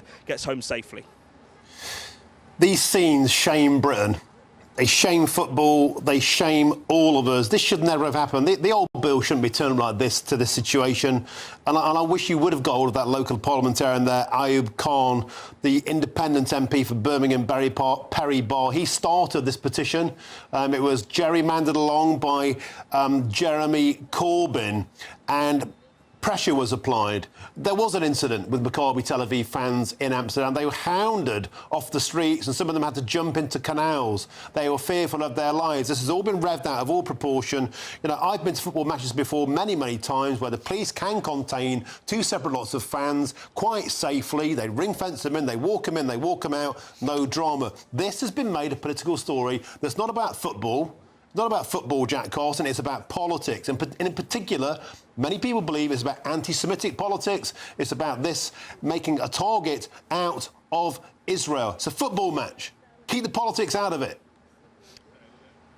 Well, Israel certainly has become a focus, and that ultimately is what the focus of this protest here is tonight. You're right, we have spoken to Ayub Khan this evening. He did agree to be interviewed by us around this time, but we can't seem to find him at the moment. So we're hoping to be able to interview him this evening. We have seen him around, Martin. But of course, this protest here tonight, the Palestine protest, is about kicking Israel out of UEFA competitions. It's not about, of course, the banning of those fans, which of course was initially what Mr. Khan, Mr. Khan wanted. And so you're right, Martin. It's very much become actually that was the real issue about the fans at all, or was it about Israel? And that seemingly is what the protest here tonight seems to be. There are plenty of signs, Martin, that we have seen on the huge national demonstrations, of course, that have been taking place across the country. Many of these, of course, saying "Free Palestine," stop the genocide. These signs are all signs we've seen at these national demonstrations. And so it does feel, Martin, this is not at all about Maccabi Tel Aviv here on the ground. It very much feels like this is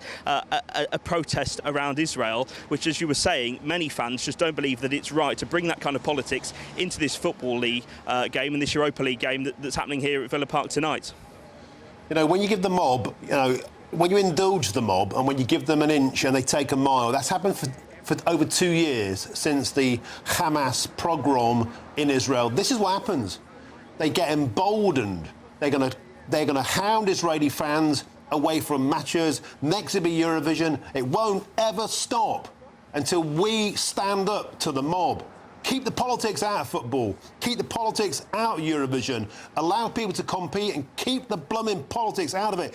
I can't believe it's come to this situation, and that's because they caved into the mob. You reap what you sow. Jack Cawson, please do try and get hold of the local MP for us. I would love to hear his thoughts.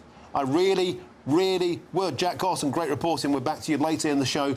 Thank you very, very much. As you can tell, that one gets me going. Loads more still to come between now and 5 o'clock, including the formidable Rosie Duffield joins me as... London School of Hygiene and Tropical Medicine has released research which says that nearly 600 heat-related deaths... Many people will believe she had a point, but the BBC gave her a big slap on the wrist. First, there's your headlines with Tatiana Sanchez.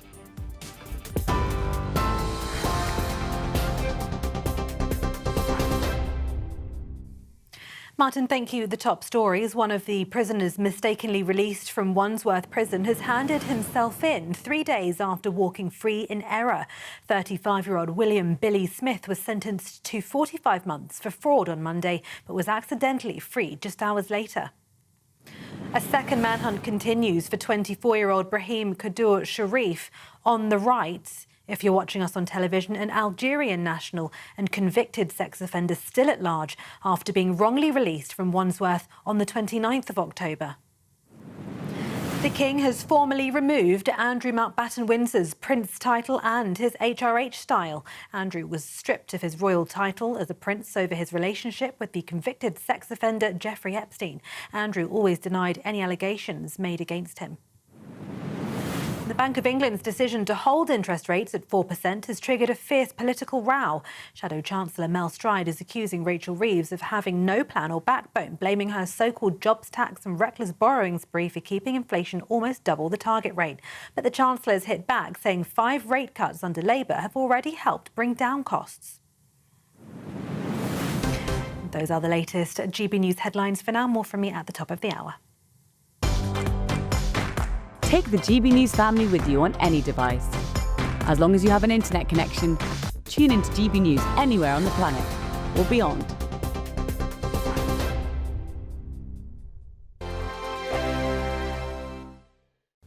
Hello again, very good day to you. This is your GB News weather update coming to you from the Met Office. Now, as we go through the rest of the weekend into the weekend, there will be some wet weather around at times, but also some drier interludes. There's low pressure to the west of us, but it's not particularly deep area of low pressure. As a result, the weather's relatively quiet at the moment. A lot of cloud for many places. That's the theme through today, and that will be the theme through the evening and overnight. Some drizzly rain mainly towards western parts. A few outbreaks of rain here and there overnight. Most places staying dry, though worth pointing out in the southeast there will be a bit of wetter weather arriving, some perhaps heavier outbreaks of rain as we go towards dawn. Most places though stuck under the clouds, so keeping temperatures relatively high in many areas, particularly your towns and cities staying in double figures. A few showery outbreaks then first thing tomorrow morning across parts of Scotland, particularly around central areas. There could be the odd heavier burst of rain, but most areas starting dry. Even some glimmers of sunshine through the morning as well, particularly towards western and eastern Scotland. Some showery bursts across parts of Northern Ireland, and then across England and Wales. Two things really to point out. That showery rain pushing into the southeast overnight will spread further northwards down the eastern side of England. Drier to start further west, not totally dry, but drier. However, later on, as we go through the morning into the afternoon, a swathe of wet weather is going to push its way northeastwards. This could turn a bit heavy at times across parts of the southwest and also across Wales, where there has been a fair amount of rain recently. Away from those zones of rain, there will be some dry, sunny weather on offer, but temperatures, if anything, will be down a couple of degrees compared to today. That zone of wet weather in the southwest will continue its progress northeastwards, as will the rain across eastern parts, and so some drier weather following in behind. Good news if you're heading out to any fireworks displays. As we go into the weekend, well, it starts mostly fine, but some rain in the far west will push its way eastwards as we go through the weekend. Bye-bye. Thank you, Britain, for sharing over 5 million comments on your say, because when you talk, we listen.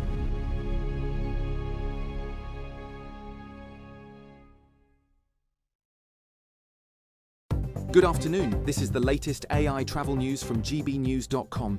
The A96 faces restrictions at Moss Todlock due to a road traffic incident. Motorists should proceed with caution and expect delays. The M48 enforces a 7.5-ton weight restriction for heavy goods vehicles effective from May 27th of next year. In Derbyshire, the A38 southbound between the A50 and A5 132 experiences congestion with 10-minute delays. Cambridgeshire's M11 southbound reports debris, causing 50-minute delays. In Surrey, a broken-down vehicle has led to a lane closure on the M25 clockwise between junction 5 and 6. For more travel news, go to gbnews.com.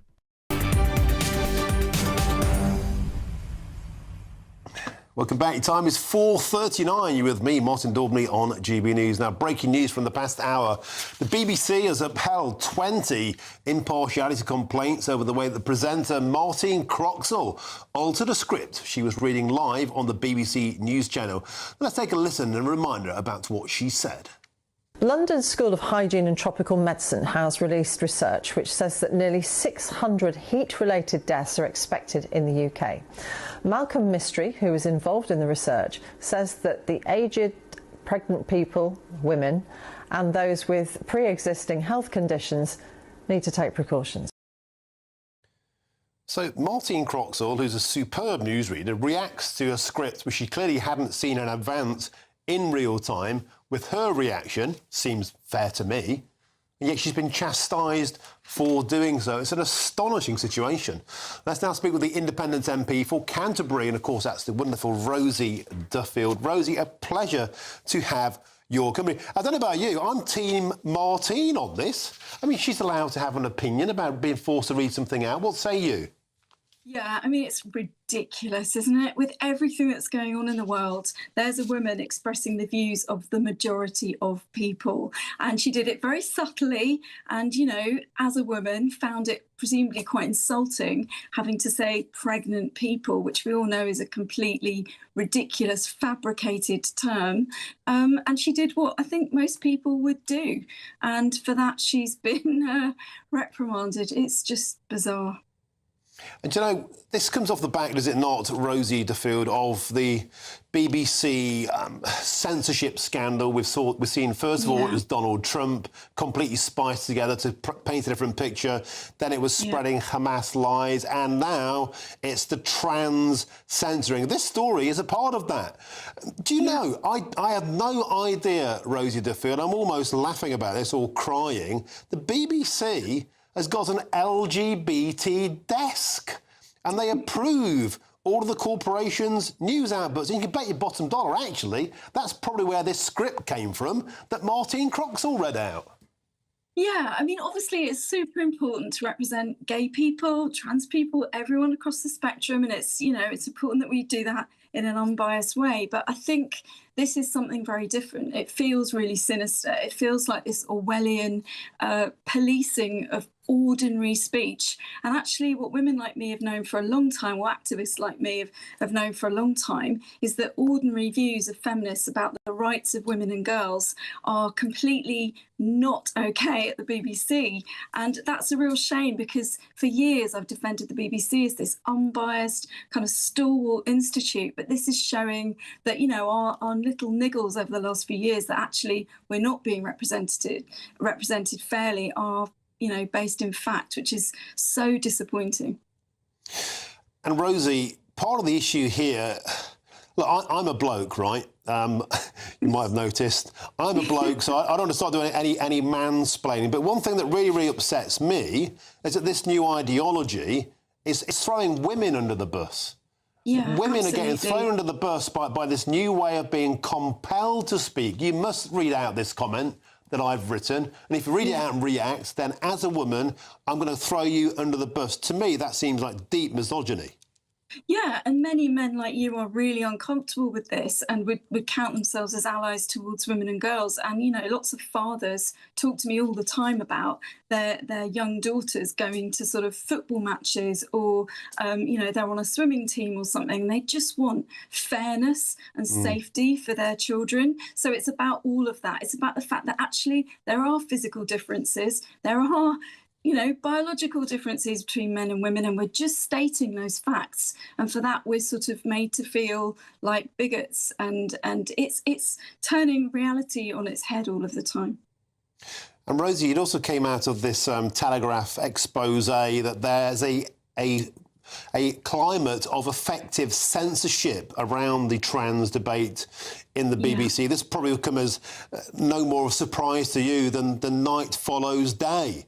But we're learning from this report that specialist LGBTQ plus reporters, they're refusing to cover any stories that are gender critical, and they're signal boosting people and presenters and commentators who support their view. I guess this is no surprise to you. No, I really wish that it was a surprise. And like I said, I mean, I've defended the BBC for a long time, but, you know, I've been an MP for 8.5 years, and I didn't do my best performance ever on Question Time. It was during lockdown. I just literally had my jab and didn't feel too well when I went on there. But I've never been asked on to discuss this issue. Other people discuss it, but Question Time don't ask me on. Any questions don't ask me on.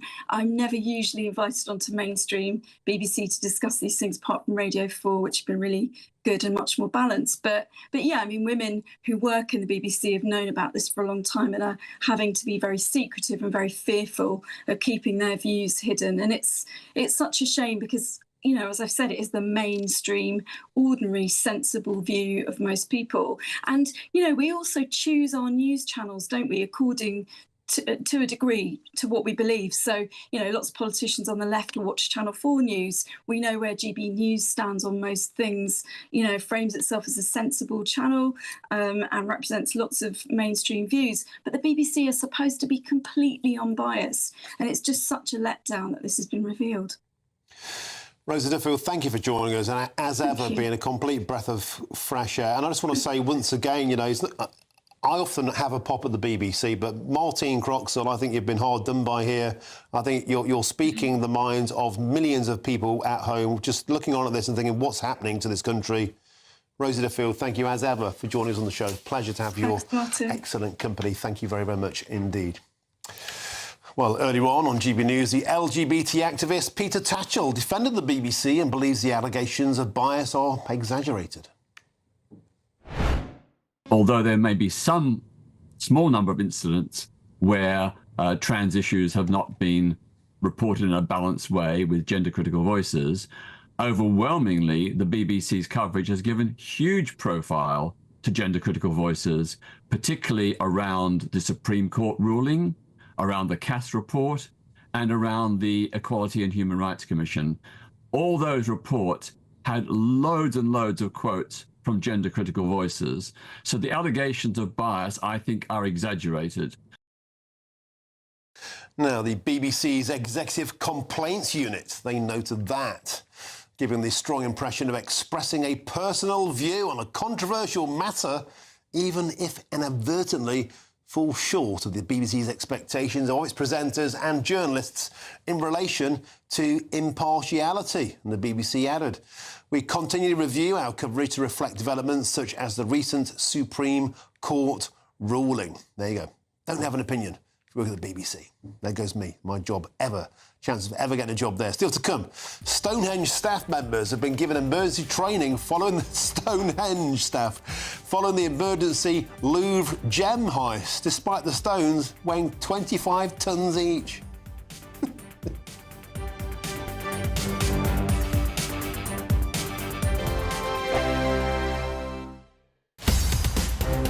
In the GB Newsroom, we bring you the news as it happens. With our team of dedicated journalists across the UK. We're ready to keep you up to date with what's happening every half an hour, every single day.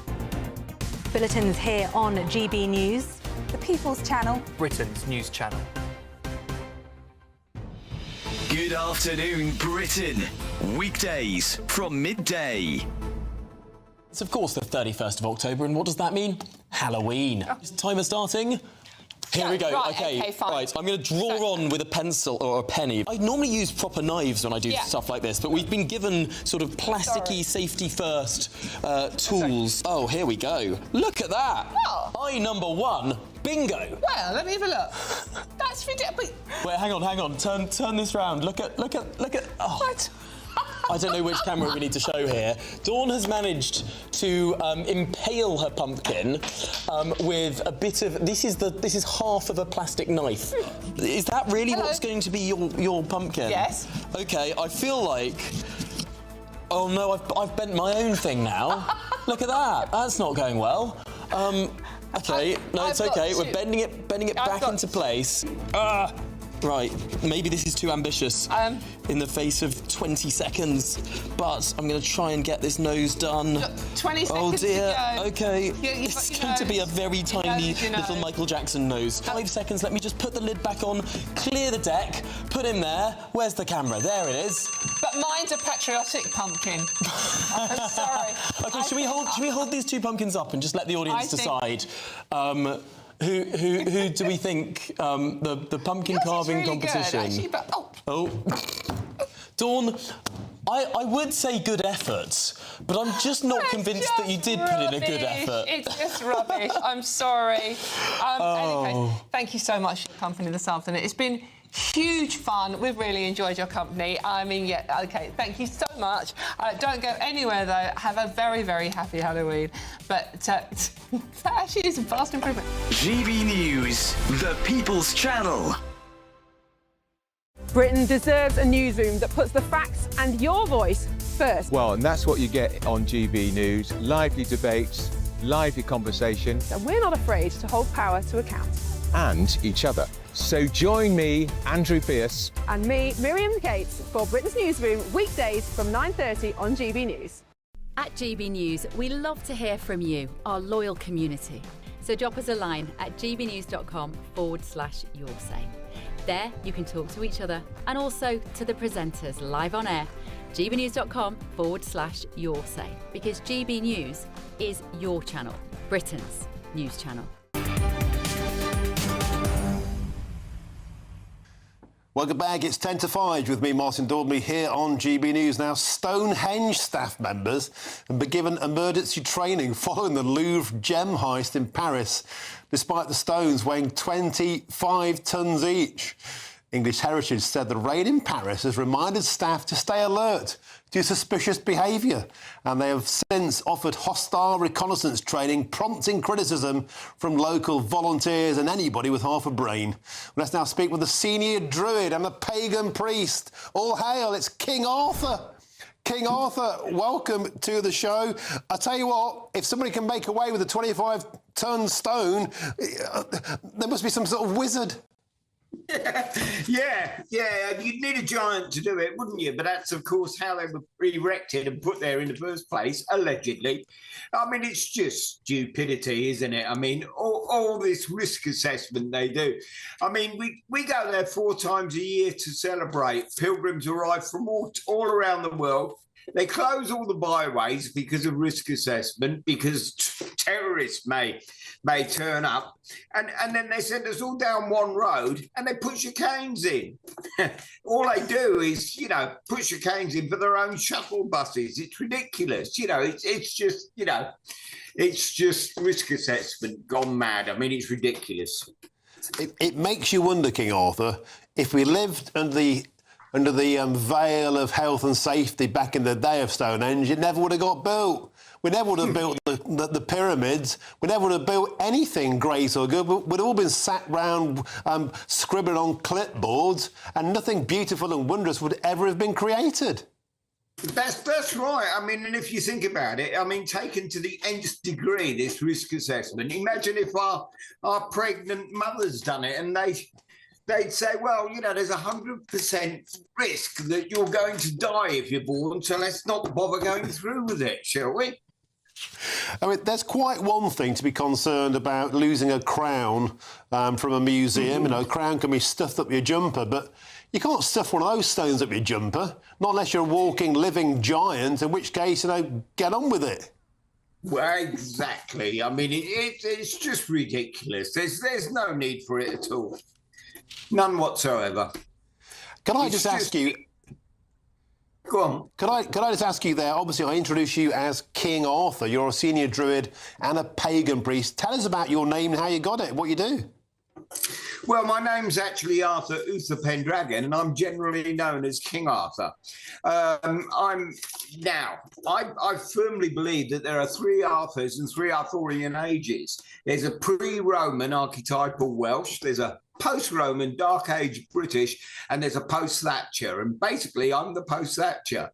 I'm not here to convince anyone that I'm the reincarnation of the previous two, but, you know, I happen to believe that the same spirit dwells within.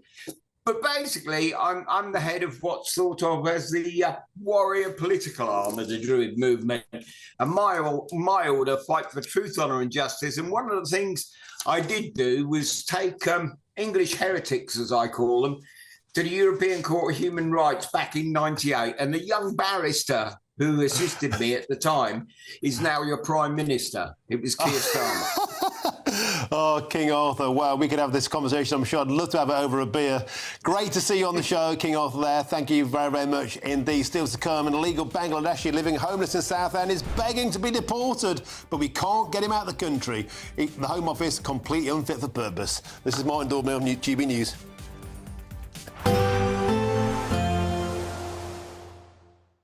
Expect warm spells with the odd rude interruption.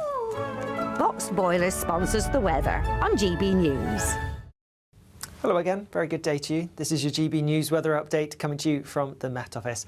Now, as we go through the rest of the weekend into the weekend, there will be some wet weather around at times, but also some drier interludes. There's low pressure to the west of us, but it's not particularly deep area of low pressure. As a result, the weather's relatively quiet at the moment. A lot of cloud for many places. That's the theme through today, and that will be the theme through the evening and overnight. Some drizzly rain mainly towards western parts. A few outbreaks of rain here and there overnight. Most places staying dry, though worth pointing out in the southeast there will be a bit of wetter weather arriving, some perhaps heavier outbreaks of rain as we go towards dawn. Most places though stuck under the clouds, so keeping temperatures relatively high in many areas, particularly your towns and cities staying in double figures. A few showery outbreaks then first thing tomorrow morning across parts of Scotland, particularly around central areas. There could be the odd heavier burst of rain, but most areas starting dry. Even some glimmers of sunshine through the morning as well, particularly towards western and eastern Scotland. Some showery bursts across parts of Northern Ireland, and then across England and Wales. Two things really to point out. That showery rain pushing into the southeast overnight will spread further northwards down the eastern side of England.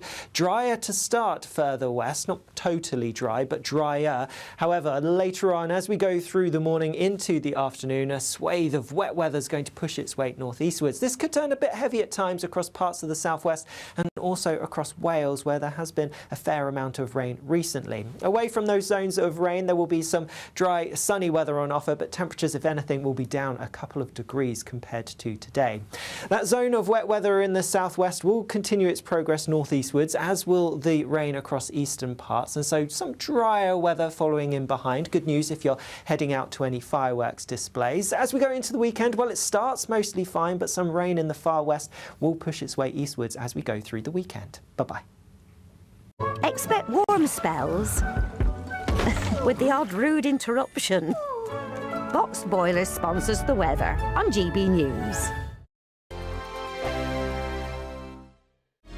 Thank you so much for helping us to reach 8 million followers and subscribers across our social media channels. That's 8 million fearless Brits standing up for what really matters. Good afternoon. This is the latest AI travel news from GBNews.com. The A4232 northbound between the A48 interchange and the M4 junction 33 at Capel Lanilturn has congestion. On the M8 westbound at junction 19, a broken down vehicle is causing restrictions. Motorists should approach with caution. In Rochdale, the M62 westbound between junction 19 and junction 18 is affected by a broken down vehicle, leaving 2 of 4 lanes closed, adding 30-minute delays. And on the trains, there's a Great Western Railway disruption between Reading and Newbury, with northern buses replacing trains between Corkicle and Whitehaven. For more travel news, go to gbnews.com.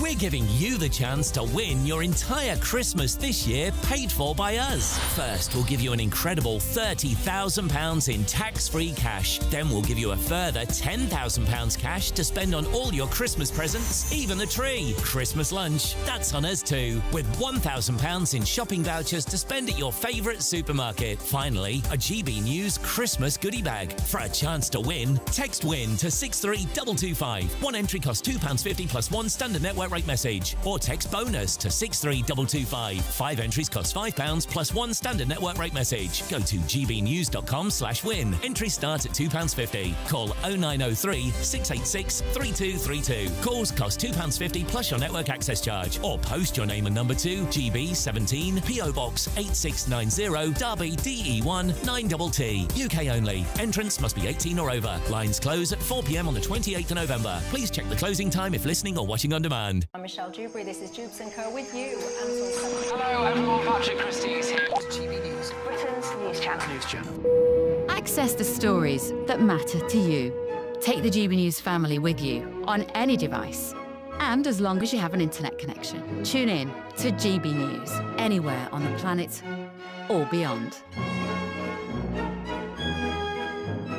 GB News, the People's Channel, Britain's news channel. Westminster's full of talk, but out here, it's the real world. Am I allowed to talk now? No, that's it. This is where it matters, real people and real lives. That's what politics is all about. The fact is Trump made a good start. No. Straight answers, no spin, and just a couple of pints. How many fingers have I got up? About 10. So join me for Lee Anderson's Real World every Friday at 7 p.m. only on GB News. The People's Channel, Britain's news channel.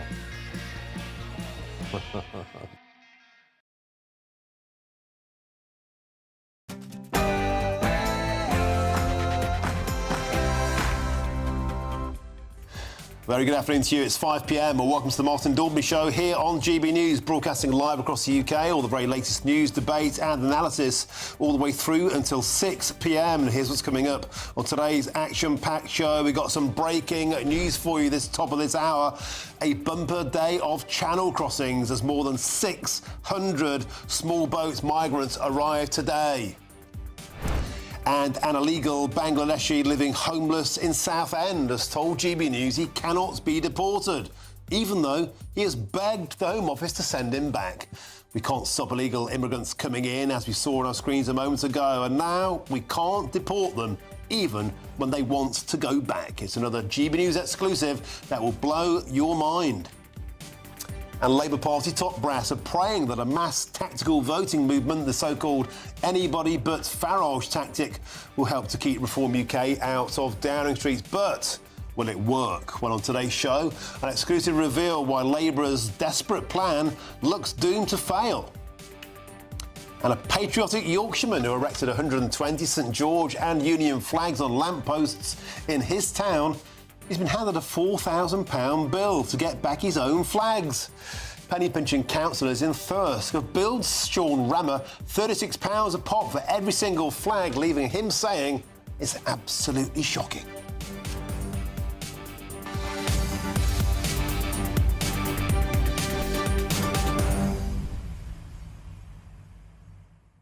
For 14 days, there have been zero illegal immigration into the United Kingdom. A lot of Labour MPs, a lot of Labour commentators were getting very excited about that. Why aren't you reporting on it? They were saying of people such as GB News. My response was, the weather.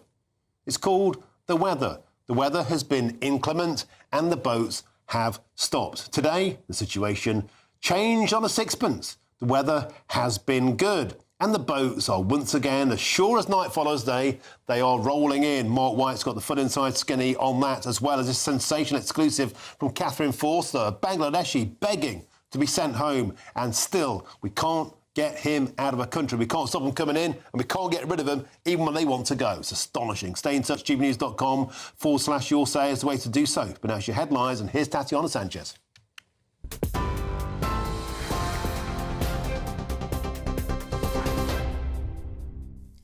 Martin, thank you. The top stories. One of the prisoners mistakenly released from Wandsworth Prison has handed himself in 3 days after walking free in error. 35-year-old William Billy Smith was sentenced to 45 months for fraud on Monday, but was accidentally freed just hours later. The mistake sparked an urgent manhunt until Smith arrived at the prison gates this morning, reportedly telling officers, "I'm the prisoner you're looking for."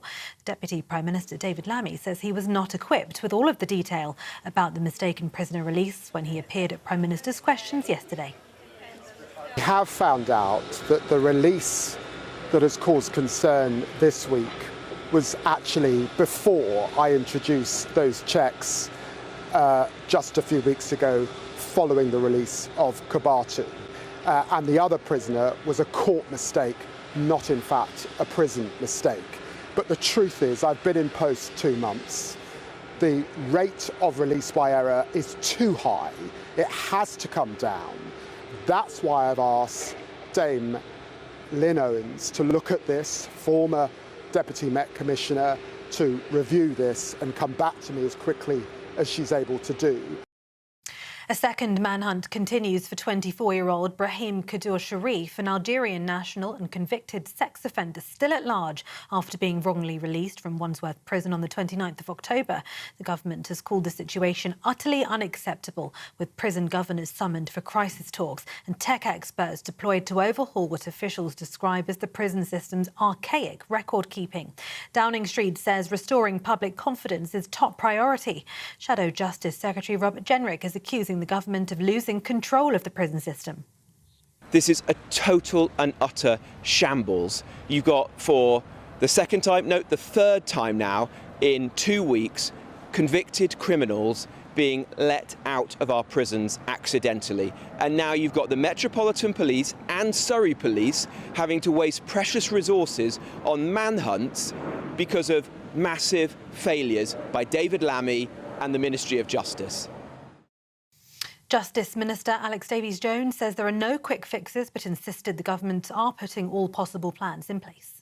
This isn't going to be solved overnight. I can't wave a magic wand, build more prisons overnight. We are embarking on the biggest prison building programme since the Victorian era. You know, the last time Labour left office, we'd built 28,000 prison places. The Tories, after 14 years, built just 500. Chronic underfunding, 14 years of austerity. This is the result. But what we are doing is getting to grips with this because it's totally unacceptable, and I feel the fury.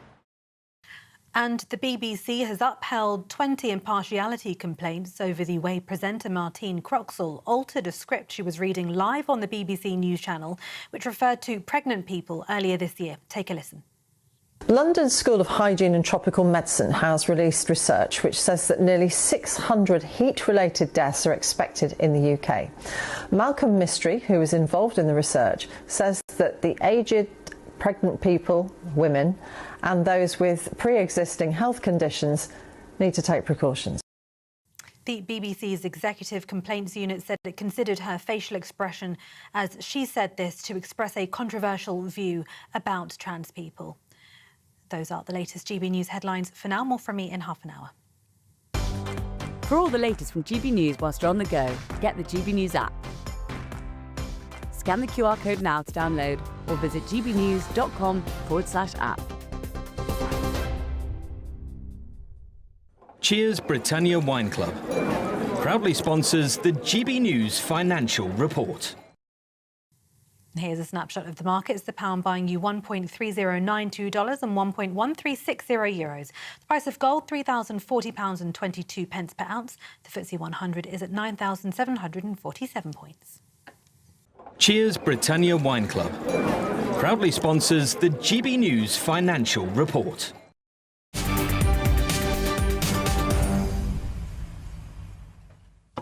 Thank you, Tatiana. Just when you thought it was safe to go back to the beaches, the ding is they're back. I'm joined now in the studio by GB News' Homeland Security Editor, Mark White. He's got the breaking news for us, Mark. A lot of Labour parliamentarians, a lot of media commentators on the Liberal left getting very excited about the fact there's been a period of no illegal immigration. Why are we talking about it? And we were saying, well, it's the weather. And guess what? They're back in business today. It's 100% the weather. It always is, Martin. And we were just waiting. We're at that time of the year where it's in the autumn. You get more bad days than good. But when you get the good days, it just shows you they're still out there in very significant numbers and determined to come across. And today, our producer, Chris, down in Kent, their full-time asset for GB News, always across this, has been counting the boats coming in to Dover Harbour, and we can confirm that so far 610 migrants have arrived in Dover Harbour throughout today. The Border Force vessels have just been working flat out, going out into the middle of the channel, picking up these migrants as they enter UK water alongside the lifeboats. I know that really angers many of our audience who just look upon them as a glorified taxi service. They say they have to do it for safety reasons, but regardless, they've been coming in throughout the day, and it takes the total for the year so far to 37,564. That's already well above the 36,816 who arrived in the whole of last year. So we're going to push up. Weather conditions in the channel at the moment are better than they have been for a long time. We had 2 weeks, Martin, of very, very poor windy weather where it just wasn't possible to push these flimsy vessels out. Now you've got this break. It's really today and a bit of tomorrow. So they're going to try and get as many boats across as they can. So as we speak, Chris in Kent just telling us 3 more migrant boats currently coming down the rivers there near Dunkirk, others in the water heading towards the UK. And I think we do have some footage of some of that to play in now. Let's get some of this. Perhaps talk us through, Mark, here, Mark, what we're seeing on our screens. Yeah, this is the main river down at Gravelines, Dunkirk, and what that showed briefly there was in the yellow circle, the migrant boat. This is the most obscure thing that people will probably find bizarre, that many of these migrant boats are now what they call taxi boats. So they will set off from the river, further upriver, and just come down, just meander their way down the river till they get to the open sea. Then they come around the coast, and the migrants wade out to the vessels, and then they clamber on board the vessels themselves. So this is what they do. And really, surely there's got to be a way. If you want to stop the boats, if it's too dangerous out in the open sea, surely at the mouth of that river or just further up the river, you can see it there. It's probably about a quarter of a mile from the sort of top of the screen is the English Channel there. It's heading down from the left of our screen, heading down towards the top right of the screen. And this completely blows apart the myth that they're simply hiding in sand dunes, waiting to storm the beaches. They're well at these little conduits that flow out into the channel. They're inside them. They're hiding away, squirreled away into them. They deploy the craft away, and then they motor down that waterway. They hit the channel, and then, boof, they're away. Next destination, Hotel Britannia. Yeah, no, that's absolutely right. And to me, it just looks like the best possible opportunity in the relative calm of a river there to be able to intervene in a more meaningful way to push these boats back onto the riverbank and stop them, or put a boom across the end when you see a boat coming down. But for some reason, the French don't do that. I should just add as well, pushing out. I say that there's been an improvement in the weather. It's still not ideal. It's still a bit blowy. One of these boats, about 4 miles off the Dunkirk coast, broke apart today, and 94 migrants had been rescued from the water. 3 were treated in hospital for hypothermia. But they're going to take these increasing risks at this time of year because the chances of the flat calm days, you know, are non-existent. None of the days will be perfect, but when it's doable, they'll push out. So just to confirm there, 610, is that correct, have already landed in the UK, 3 more craft to your intel on the way. And the current craft at the moment, they're 100 plus per craft. We could be looking at 1,000 today. Well, it depends. If some more come, I think the 3 boats that are coming across at the moment could certainly take us up towards 800 anyway. But it's likely, I think, because it's going to remain relatively calm overnight, that we'll see, you know, with the evening tide, more in the way of push-offs to try to get across before that weather window closes in again.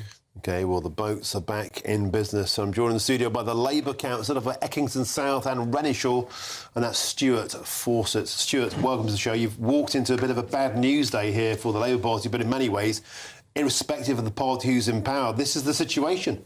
It's now business as normal once again back on our British beaches. I think this has really got to be driving people mad now. As someone who voted to leave the European Union, given the position that we're now in following the deal that we had that deals with the immigration issue and economics, I rightly see people's frustration. We've just seen the images there. You know, in the last 14 days, you could put it down to anything, weather, policy circumstances. What we do know in the last 14 days, there's been some pretty tough action by Shabana Mahmood on illegal workers in the United Kingdom, but we're not seeing that kind of results in the same vein when we're talking about the root cause of the issue with the organised criminals that are seeing this operation through from these channels, from the beaches across. And where does it land? Well, it lands on the RNLI to try and rescue these people when they're in danger because, you know, as you said, it's pretty awful out there at the moment.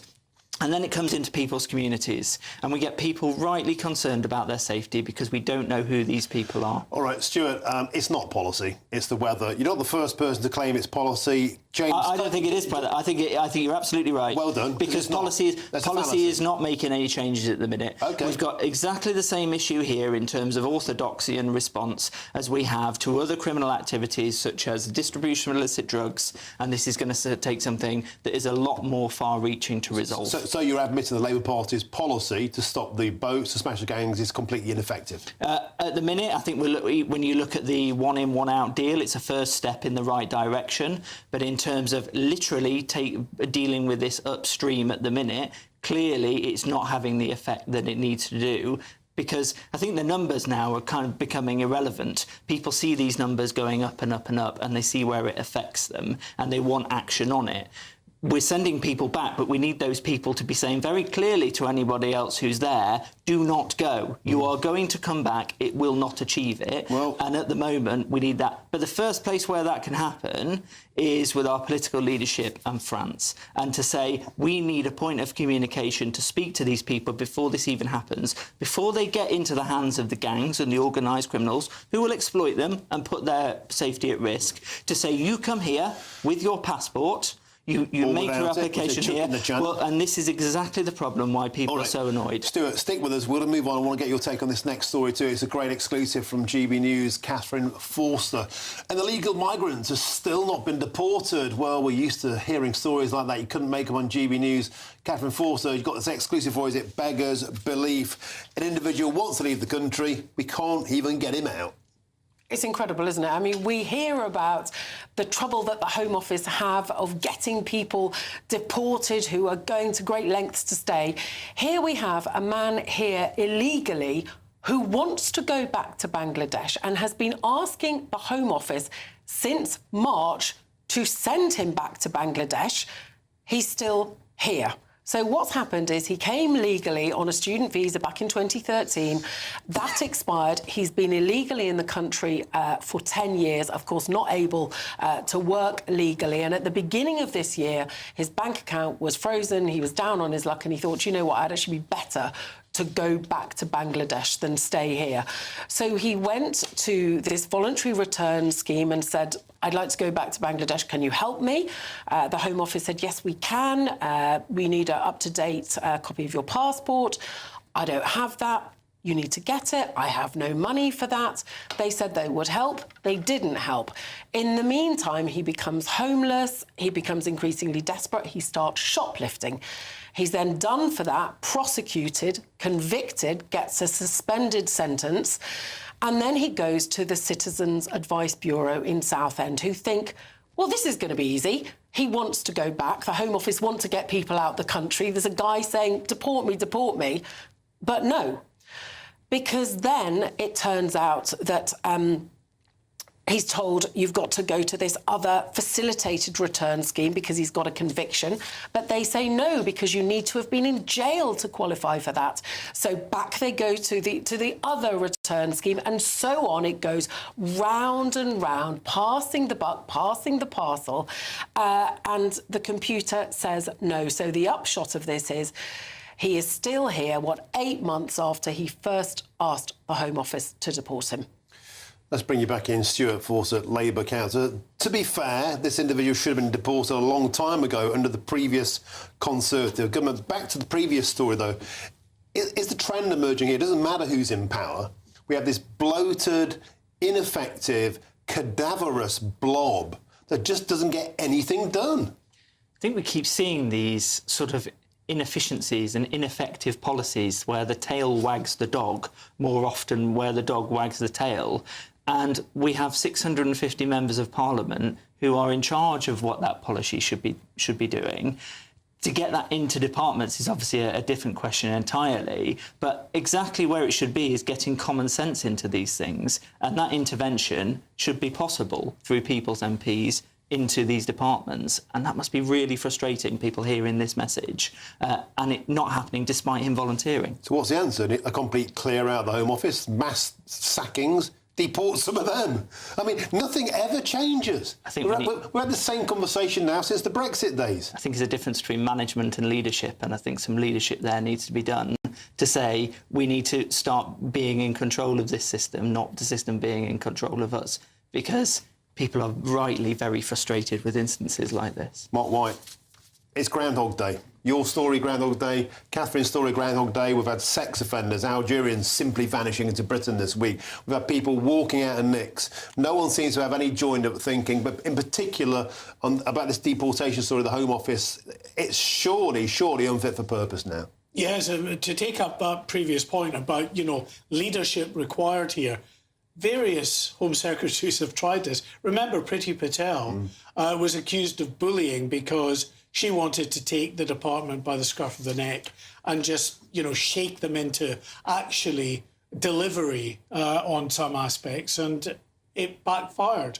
on her. And we're seeing, OK, the caseload that the Home Office is dealing with is enormous, but they don't help themselves making decisions in that bureaucratic sense of pushing it on, rejecting it for one point and then pushing it onto another department, taking it back again.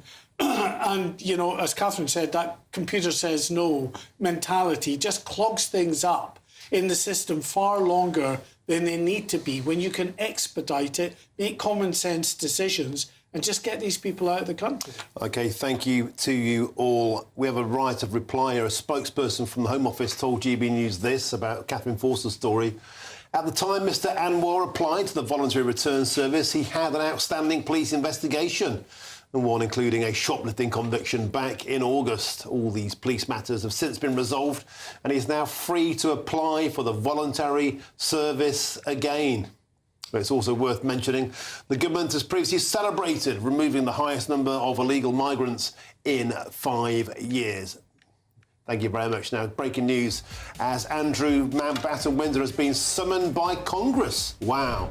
To explain Epstein links. Astonishing story.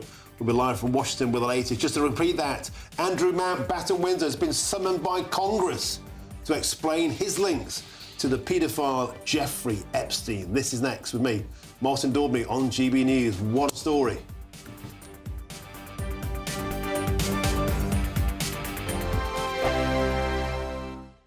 Britain deserves a newsroom that puts the facts and your voice first. Well, and that's what you get on GB News. Lively debates, lively conversation. And we're not afraid to hold power to account.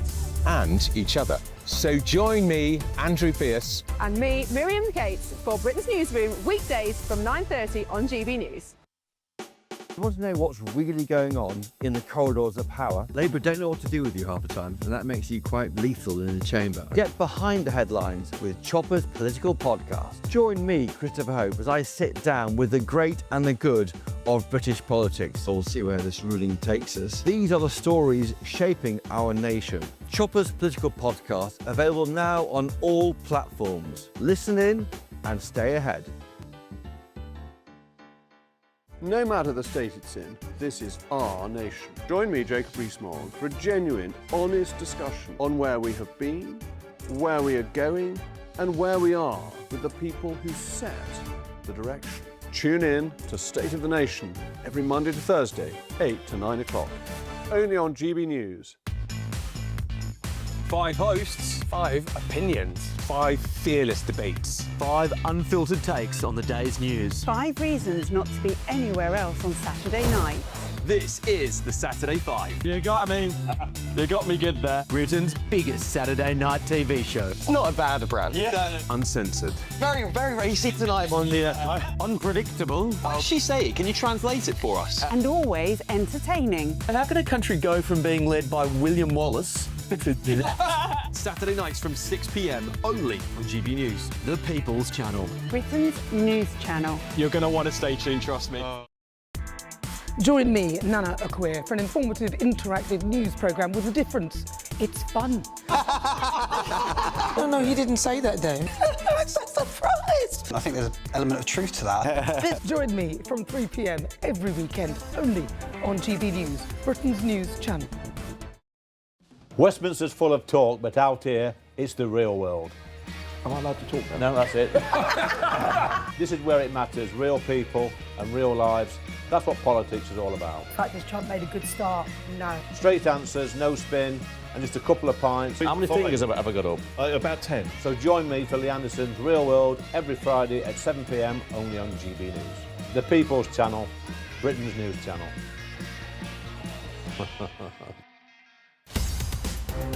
In the GB Newsroom, we bring you the news as it happens. With our team of dedicated journalists across the UK. We're ready to keep you up to date with what's happening every half an hour, every single day. Bulletins here on GB News. The People's Channel. Britain's news channel.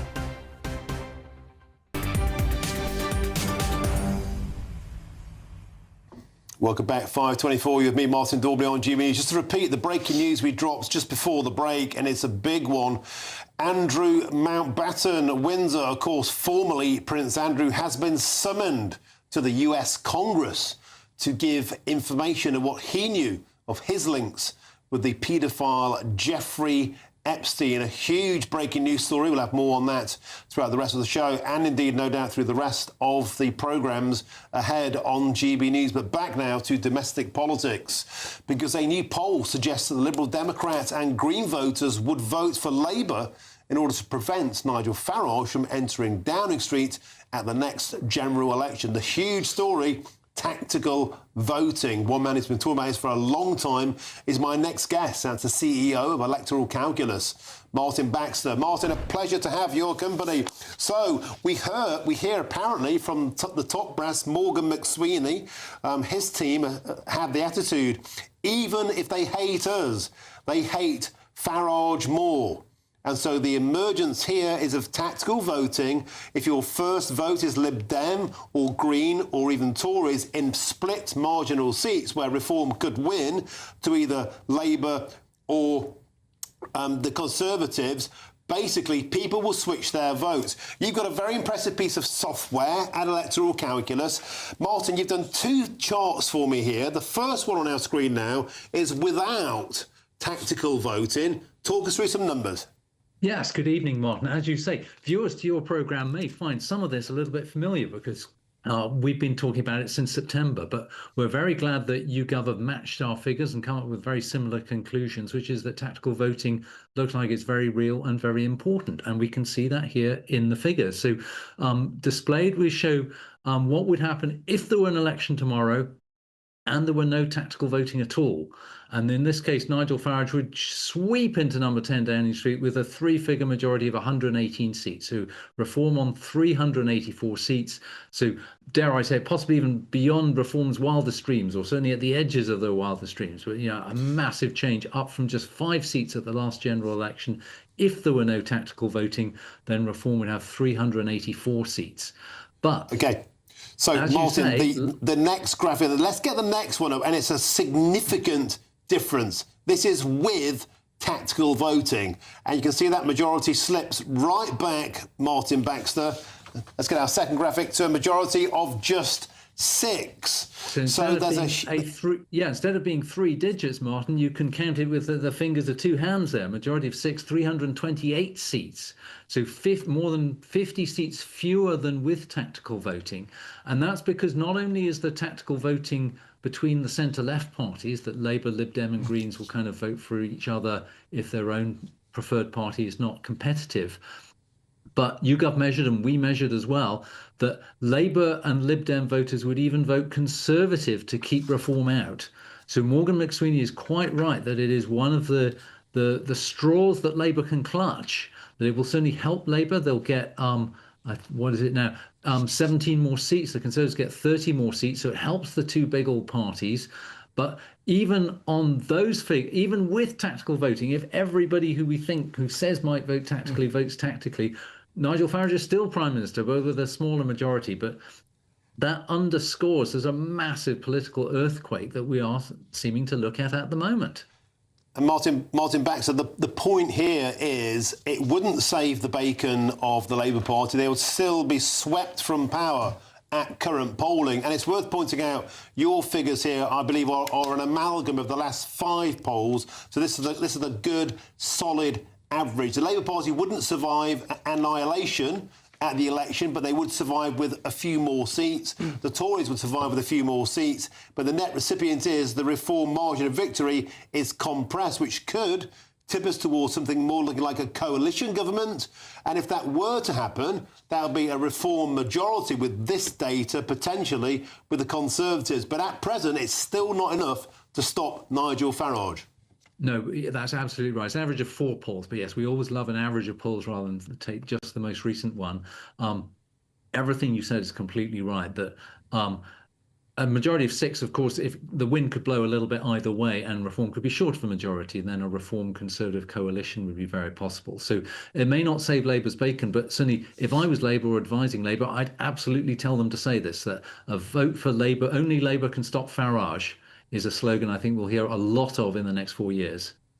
And it's worth pointing out that your software, which is wizardry and very clever, it factors in every single person maximum tactical voting. So in a sense, this is the data you're presenting here is if tactical voting is implemented in its strongest form. So this may over-exaggerate the impact of it. Is that correct or not? I'll back off slightly from that. We asked people. We did a survey of about 10,000 people with our friends at Find Out Now back in September, and we asked them, how would you vote if, suppose your seat was a Conservative Reform battleground? So we asked Labour voters, and some Labour voters will stick with Labour. So we respect their choice there and say, OK, those voters will not vote tactically. So it's about half of Labour voters would vote tactically to say support Lib Dems, and a third to support the Conservatives. Martin, I want to quickly get up 2 maps. One is the first map here is without tactical voting. Let's get that up. Bosh. As you can see, that is your turquoise tidal wave. You can see there the country. A lot of light blue, isn't there? Yeah. So a lot of turquoise. Particularly note. The Conservatives are almost disappearing except around the borders of Scotland, and Labour have lost a lot of the red wall that are offset off to the centre right there with Manchester, Yorkshire and Merseyside. Martin, so quickly now, map 2, this is with tactical voting. You can see a significant difference there. And the Conservatives are looking like picking up a few more seats there, Yeah, and Labour a few more. seats sprinkled around the north and the south, and Labour picking up or holding some of the seats in the red wall. It would still be a disastrous night for Labour if anything like this happened, but tactical voting will make it slightly less bad. OK, superb stuff. So much food for thought. Tactical voting is a thing, and perhaps everybody, whatever their persuasion, needs to start thinking about where their vote counts and how best to deploy it. There's no way that they're going to allow Nigel Farage to go towards Downing Street without putting up a significant fight. Martin Baxter, beautiful, as ever. Thanks for joining us. That's his reaction from the Labour cows who's stuck with me throughout that, and that is Stuart Fawcett. Stuart, there we go. Tactical voting, no doubt, will be a huge part of the next election, but at the moment it's not enough to save the Labour Party. Yeah, I think polls are very nice to smell sometimes, but not always that great to swallow, is the warning on this one. But I think, look, tactical voting has been around since well before Nigel Farage and Reform came onto the scene. I recognise that seems like ancient history now sometimes. But I think there's a few factors that this poll probably doesn't take into account. I had a look before I came on, and that there was 60% of people didn't think Nigel Farage was up to the job of being Prime Minister within some of the polls that came out. Keir Starmer's approval ratings recently. Well, I'll come on to that, because I think there's two elements where leadership and locality matters, because in this country we have a constituency system, so it does matter where you are and how that has an effect upon these polls. And I noted in some of them there was sort of these talks about Lib Dem and Green voters and where they would go. But I think what we need to understand is those kind of people don't always want to vote for the other party either. And they may not be doing it to stop reform, but actually because they see a sensible middle ground with a potential Labour government. And then there's another element, which is local, which is, I think, a really interesting angle on reform at the moment. They've seen a lot of councillors now being elected, but at the moment, the Labour Party has 400 MPs, Conservatives just over 100 and Reform 5. And if we look at the Caerphilly by-election, where Plaid Cymru came in really well, it spoke to people's local concerns.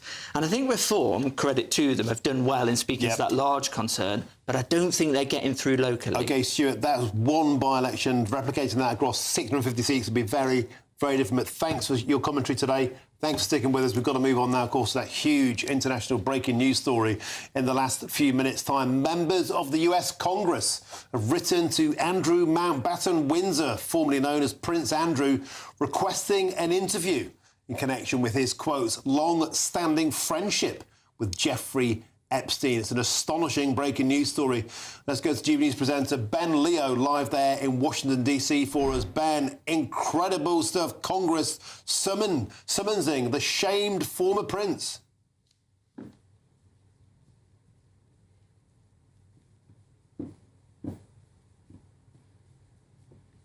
It was only earlier this afternoon that GB News broke the news that he'd officially been banished from the monarchy. In the Gazette, the official newspaper which lists updates on societal matters, the Crown Estate officially told the newspaper he'd lost his titles. Anyway, just less than an hour later, it's now been revealed that the US Congress, the House Oversight Committee here in Washington, D.C., has officially written to Andrew, the former prince, requesting and ordering him to appear before politicians to answer questions over his relationship with Jeffrey Epstein. The Democrat leader of the House Oversight Committee, Robert Garcia, his name is, has said that Andrew now has the chance to come clean. And the letter which Andrew, we understand, received in the last couple of days, and he has by November the 20th to respond, says, your close relationship with Mr. Epstein, coupled with the recently revealed 2011 email exchange in which you wrote to him, quote, we are in this together, further confirms our suspicion that you may have valuable information about the crimes committed by Mr. Epstein and his co-conspirators. Mr. Garcia does not possess the powers to subpoena Andrew to the United States. So this is totally down to Andrew whether he decides to go or not. Of course, in 2020, he also refused to attend an interview at the request of the then US Attorney General for New York, Geoffrey Berman, for a similar interview and questioning. He decided, of course, to stay in the United Kingdom. You have to ask yourself, Martin, why now, after he has been kicked out of Royal Lodge, he's lost all his titles, he's been banished from the monarchy, he really couldn't get any lower, why he would bother to go to the US to answer politicians' questions in the capital. He's lost everything already. Why would he go? The victims, of course, of Jeffrey Epstein would, of course, love him to appear. Maybe it would clarify some more information about Epstein's crimes and his co-conspirators. But the odds of Andrew, I think, Martin, attending Washington, D.C. at the request of the House Oversight Committee in Congress is probably very little to none. Ben Leo, the moment that royal protection was stripped from Andrew, we were saying, might the prince become a prisoner? He's now a commoner. Dare I say it, Ben Leo, like you or I. He has no royal protection. He has no shield to stop him being probed by any court now in the world. And I wonder also, Ben, if there's an affiliated political leverage here on Donald Trump. If they're saying that a former prince, a member of the royal family, if he's not safe from being questioned, from being examined about his links to Jeffrey Epstein, what about President Donald Trump? It's a constant thorn in his side that simply won't go away. Yes, the Trump administration here, this side of the pond, has consistently said that the Epstein list, as it's described, is nothing more than a hoax. I mean, the pushback and the common question is, if anybody in the Trump administration was on the Epstein list or in the files, which people have long been calling for, why didn't Joe Biden, why didn't the Democrats release them in recent years? Nobody seems to be able to give a decent answer to that. As far as the Trump administration is concerned, President Trump has long said, I want to crack on with getting this country back on track, getting our mojo back, stopping illegal migration as they've done, growing the economy as they're doing, 3.6%, I think, GDP growth in the last quarter, and stopping wars. So President Trump not interested at all in the Epstein situation.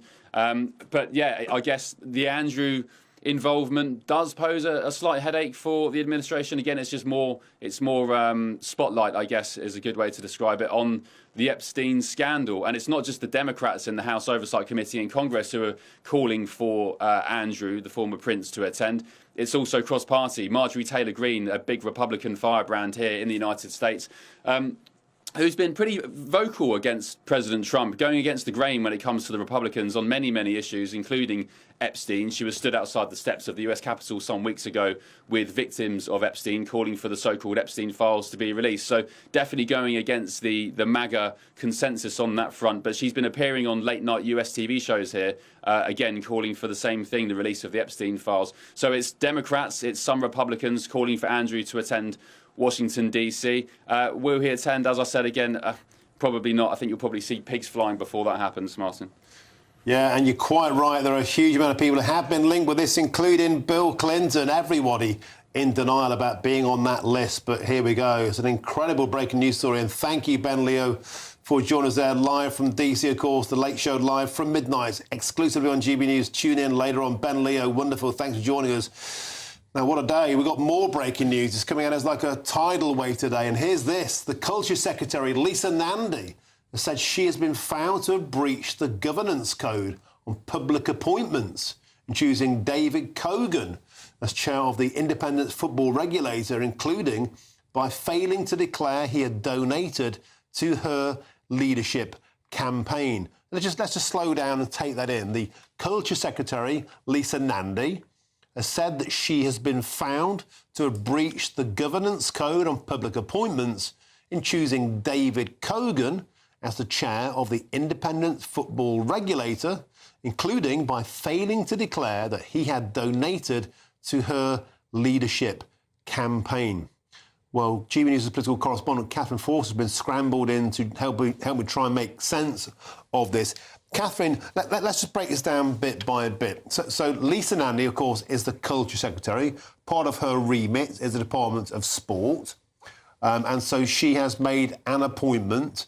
She chose David Cogan as the chair of the independent football regulator. And clearly what's happened in the past is that this individual has donated to her campaign, and therefore the appointment using her position as a minister may have compromised her ability to treat him in a neutral manner. Is that the thrust of it? Yes, I mean, basically, this has literally just broken in the last 3 or 4 minutes, so we don't have much information. But, of course, cast your mind back a few years to after the 2019 general election, which was such a catastrophe for Labour, their worst result since, 1935. And there was a leadership campaign, wasn't there? Lisa Nandy, who's now Culture Secretary, at that point was running to be leader of the Labour Party, along with various other people who all fell by the wayside. We ended up with Sir Keir Starmer. But now she has been found to have breached this government's code. David Cogan, she appointed chair of the Independent Football Regulator. Now, of course, that's within her remit because she's Culture Secretary. But it seems that there's clearly a conflict of interest here because it looks like he had donated to her leadership campaign back in 2020, it would have been, and she hadn't declared that. So that seems to be where the problem lies. But this is literally a story breaking now. And my goodness, another scandal which the government needs like a hole in the head, because since they came back in September, when they said this was the next phase of government, we went straight into Angela Rayner, Peter Mandelson, China. The list goes on and on. Just to get some more information, literally this is coming out as in real time. So this individual, David Cogan, he's a former Labour donor. He's previously donated both to Sir Keir Starmer's campaign and Lisa Nandy's leadership campaign. He was appointed in October 6th, exactly a month ago, as into this role, the new football regulator boss, £130,000 a year role. And it immediately was described as cronyism, because if you're giving a job, a senior job, a ministerial appointment, and appointed by a minister to somebody who's previously funded you, then clearly that position could be compromised. It's not jobs for the boys, but it doesn't smell right. And clearly that's the basis of this referral. Yes, it clearly is. And more problems. I mean, I remember when the Labour government, before the election, held itself up as being, it was a little bit holier than thou, wasn't it? Let's face it, talking about the Tory infighting and corruption and scandals. And they said, look, we will bring change. We will be different. You know, we're going to clean up politics. We're going to tread more lightly on people's lives. The grown-ups are back in charge. That was the message that they wanted to get across. But very quickly it started to go wrong because, I mean, they'd only been off for a few weeks, that we had all the freebie gate, the donations from Lord Ali free gear for glasses for his wife, Lady Starmer's clothes. And bear in mind that the Prime Minister was Director of Public Prosecutions. He had his own pension arrangements. He is not a man that was short of money, nor was his wife, Lady Victoria. So, you know, their poll ratings really began to dive at that point. And I think a lot of people looked at them and thought, hang on a minute, you're just as bad as the last lot. And this would look like a continuation of that. More information is literally coming out by the second. Just a bit of information around David Cogan, who he is. 68-year-old. He's a former chief media rights advisor to the Premier League, so he obviously knows his onions. He was chosen to take on one of the most powerful roles in sport, having not even applied for this position. So the position he got here as the chair of the Independent Football Regulator, he apparently didn't apply for that position, had previously donated to Sir Keir Starmer's campaign and Lisa Nandy's campaign. Now, in terms of the sums of money, we understand relatively small, Catherine. Both of those candidates, Ms Nandy and Sir Keir Starmer, are thought to be below the £1,500 threshold for declaration. So it doesn't seem to be that this was a huge sum of money in return for a plum job. But nevertheless, it doesn't smell right if somebody who's getting a very, very important job between business, between football, between government, has landed this job. Mark White has now been scrambled in to join us in the studio. Some more breaking news here coming into us here at GBNews. What a day. Officers in Stockport are investigating after a fire was started near a war memorial. Good God. Mark White, what's the latest? Well, we're working to get you a still image of that blaze, which thankfully didn't, we believe, cause too much damage to the war memorial, but it was in Stockport in Marple. It was 9:50 last night when police responded to calls of a fire at this war memorial, and were able to quickly bring that under control along with the local fire brigade. We've had a statement on this clearly troubling incident from Police Sergeant Rachel Walton from Stockport East Neighbourhood Policing Team. Said this was a reckless act that could have ended with more damage and even serious injury. Police units arrived on scene within minutes and the fire was quickly extinguished. We're working closely with partners in the area to ensure that this area is cleaned and restored. We want to identify the individuals responsible, and we'll have extra high visibility patrols in the park each evening leading up to Remembrance Day, and concluding by saying the cenotaph means a lot to the community, and incidents like this are deeply upsetting. I don't think we've got that image at the moment, but we'll certainly bring it to you when we have this. I mean, I think so many people will be understandably deeply angered by it. Oh, well, my there God, you go. Mark, look. I mean, it's just horrific, isn't it? Why would anyone do that at a war memorial, leading up to this weekend of all weekends as we head towards Remembrance Day services? This is just horrible. I mean, look, if you can't see what's happening if you're listening on radio, that is the War Memorial in Stockport, a significant blaze, Mark. That's not a few bits of paper, that's a significant blaze. I mean, it's a deliberate arson attack. It's a deliberate arson attack. That's 4 or 5 metres across. That's a big pile of tinder that's been specifically and deliberately started. That's not accidental, is it? I understand it's pallets and a bin that were pushed up against this the memorial there and set alight. I mean, as I say, people will rightly be very angry at that. Why on earth? Of all the things, I mean, why would you even, indulge in arson anyway? But given the period we're in at the moment, as we all wear our poppies, it's just beggars belief, Martin. I'm lost for words. It just really, really hurts, doesn't it? I mean, when you came in and you broke that, I thought, it's just kids. It's just kids. It's just a bit of boredom because you want to hope, don't you, that it's not something sinister, and we don't know that it is. But when you see the picture there, you see the size of that blaze. Let's get that on the screen again. I think people will be mortified to see this. That is a big fire, as you say, Mark White. Pallets, weedy bins, some thought has gone into that. It couldn't be unknown to the people who'd started that, the significance of this memorial. It looks deliberate, it looks targeted, it looks horrific. And that is the concern. That's why the police are now working as a matter of urgency to try to determine who was responsible for this. That's why, of course, they know this is absolutely treasured within the local community, as it is in communities right across the country where people have died in countless conflicts, given their life for their country. These are sacred memorials, and so the police are more than aware of that. They are putting on these extra patrols in that park to try to stop a repeat of this and just give some reassurance to the community that on this most sacred of days leading up to Remembrance Day, that, of course, there will be proper police resources there.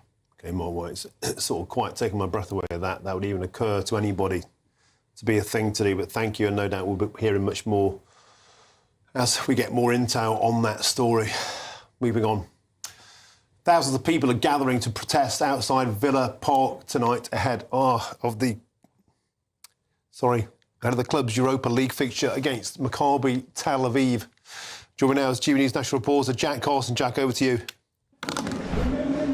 Well, what we've seen in the last few moments, Martin, is just how quickly the atmosphere here can change. The protest had started about just after 5 o'clock. You can probably hear in the background the chants of Free Palestine, but in the last couple of moments or so, we saw a lady holding aloft an Israel flag in front of that crowd, and certainly the anger then started to come, and those chants from Free Palestine very quickly turned into chants of death to the IDF towards that woman that was holding that Israel flag. There are hundreds of people currently protesting here outside the stadium, or outside the Trinity Road stand here outside Villa Park. This game isn't meant to kick off for another couple of hours or so, but the police presence here is immense. You can just see in that bit there just the amount of high-vis police, just how many of them are not only filming the crowd for their own intelligence and evidence, but also making sure that this crowd who are protesting are guarded with this police presence. We know forces have been brought in from all over the country, all over different force areas as well, to make sure everyone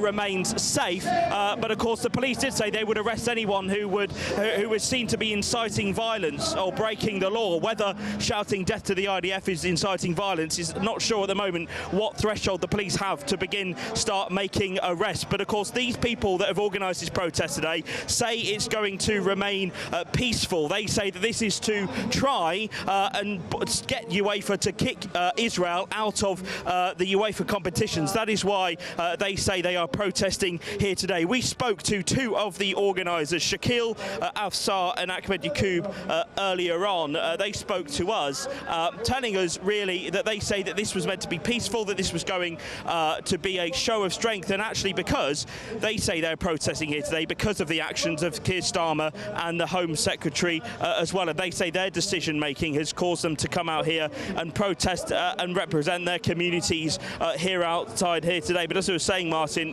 there is a big crowd here now gathering. We're hopefully going to be going over to the counter-protest a little earlier on. But let's show you some of the banners and things. We've got Kick Israel Out of FIFA here, signs of red card for Israel, and this massive, huge Palestine flag as well, which has been lifted and attached to some trees here. These protests, Martin, are going to go on for the next couple of hours. We know the team bus from Maccabi Tel Aviv has already arrived in the stadium, and of course, here throughout the night, these protests are set to continue.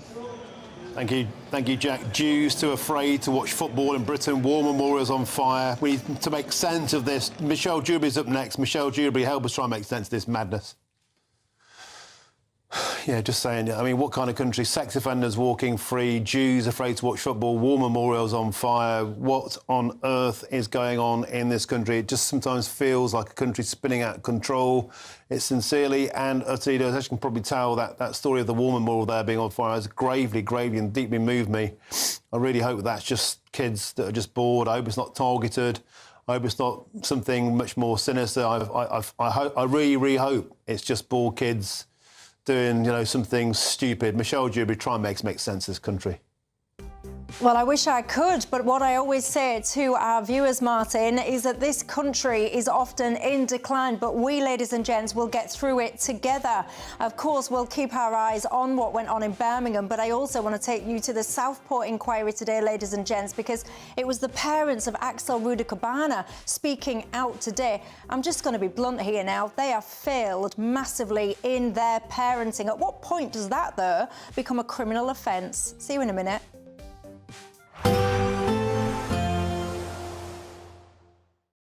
Today, clouds overhead, total zen within. Boxed Solar sponsors the weather on GB News. Hello again, very good day to you. This is your GB News weather update coming to you from the Met Office. And as we go through the rest of the weekend into the weekend, there will be some wet weather around at times, but also some drier interludes. There's low pressure to the west of us, but it's not particularly deep area of low pressure. As a result, the weather's relatively quiet at the moment. A lot of cloud for many places. That's the theme through today, and that will be the theme through the evening and overnight. Some drizzly rain mainly towards western parts. A few outbreaks of rain here and there overnight. Most places staying dry, though worth pointing out in the southeast there will be a bit of wetter weather arriving, some perhaps heavier outbreaks of rain as we go towards dawn. Most places though stuck under the clouds, so keeping temperatures relatively high in many areas, particularly your towns and cities staying in double figures. A few showery outbreaks then first thing tomorrow morning across parts of Scotland, particularly around central areas. There could be the odd heavier burst of rain, but most areas starting dry. Even some glimmers of sunshine through the morning as well, particularly towards western and eastern Scotland. Some showery bursts across parts of Northern Ireland, and then across England and Wales, two things really to point out. That showery rain pushing into the southeast overnight will spread further northwards down the eastern side of England. Drier to start further west, not totally dry, but drier. However, later on, as we go through the morning into the afternoon, a swathe of wet weather is going to push its way northeastwards. This could turn a bit heavy at times across parts of the southwest and also across Wales, where there has been a fair amount of rain recently. Away from those zones of rain, there will be some dry, sunny weather on offer, but temperatures, if anything, will be down a couple of degrees compared to today. That zone of wet weather in the southwest will continue its progress northeastwards, as will the rain across eastern parts, and so some drier weather following in behind. Good news if you're heading out to any fireworks displays. As we go into the weekend, well, it starts mostly fine, but some rain in the far west will push its way eastwards as we go through the weekend. Bye-bye. Today, clouds overhead. Total zen within. Boxed Solar sponsors the weather on GB News.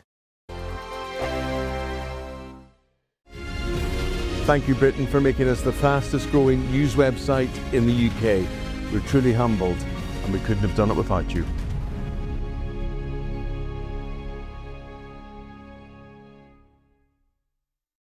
Good evening, this is the latest AI travel news from GBNews.com. On the M8 westbound, a broken down vehicle is restricting traffic between junctions 18 and 19. Caution is advised for motorists. In Hampshire, an incident on the M27 eastbound has closed one lane between junctions 9 and 10, with normal conditions anticipated later. The A38 northbound in Staffordshire faces delays. Motorists should plan for potential hold-ups. Leicestershire's M1 northbound is experiencing a lane closure between junctions 21 and 22. And on the trains, Great Western Railway is disrupted between Reading and Newbury, and Northern services have bus replacements between Corkickle and Whitehaven. For more travel news, go to gbnews.com. We could be delivering the perfect Christmas to you this year. There's £30,000 in tax-free cash to make 2026 the best year yet. A further £10,000 cash to spend on gifts for all the family. There's £1,000 to spend in your favourite supermarket. And a festively themed GB News goodie bag, and we'll get it all to you in time for the big day. For a chance to win, text WIN to 63225. One entry costs £2.50 plus one standard network rate message. Or text bonus to 63225. 5 entries cost £5 plus one standard network rate message. Go to gbnews.com/win. Entries start at £2.50. Call 0903 686 3232. Calls cost £2.50 plus your network access charge. Or post your name and number to GB17 PO Box 8690 Derby DE1 9TT. UK only. Entrance must be 18 or over. Lines close at 4 p.m. on the 28th of November. Please check the closing time if listening or watching on demand. Good luck. Westminster's full of talk, but out here, it's the real world. Am I allowed to talk now? No, that's it. This is where it matters. Real people and real lives. That's what politics is all about. In fact, has Trump made a good start? No. Straight answers, no spin, and just a couple of pints. How many fingers have I got up? About 10. So join me for Lee Anderson's Real World every Friday at 7 p.m. only on GB News. The People's Channel, Britain's news channel. Exciting news. Every Friday, my Patrick Christie's Tonight Show is going to have a twist to it. We're welcoming some special guests. You. That's right, on Fridays, I'm going to be doing my show in front of a live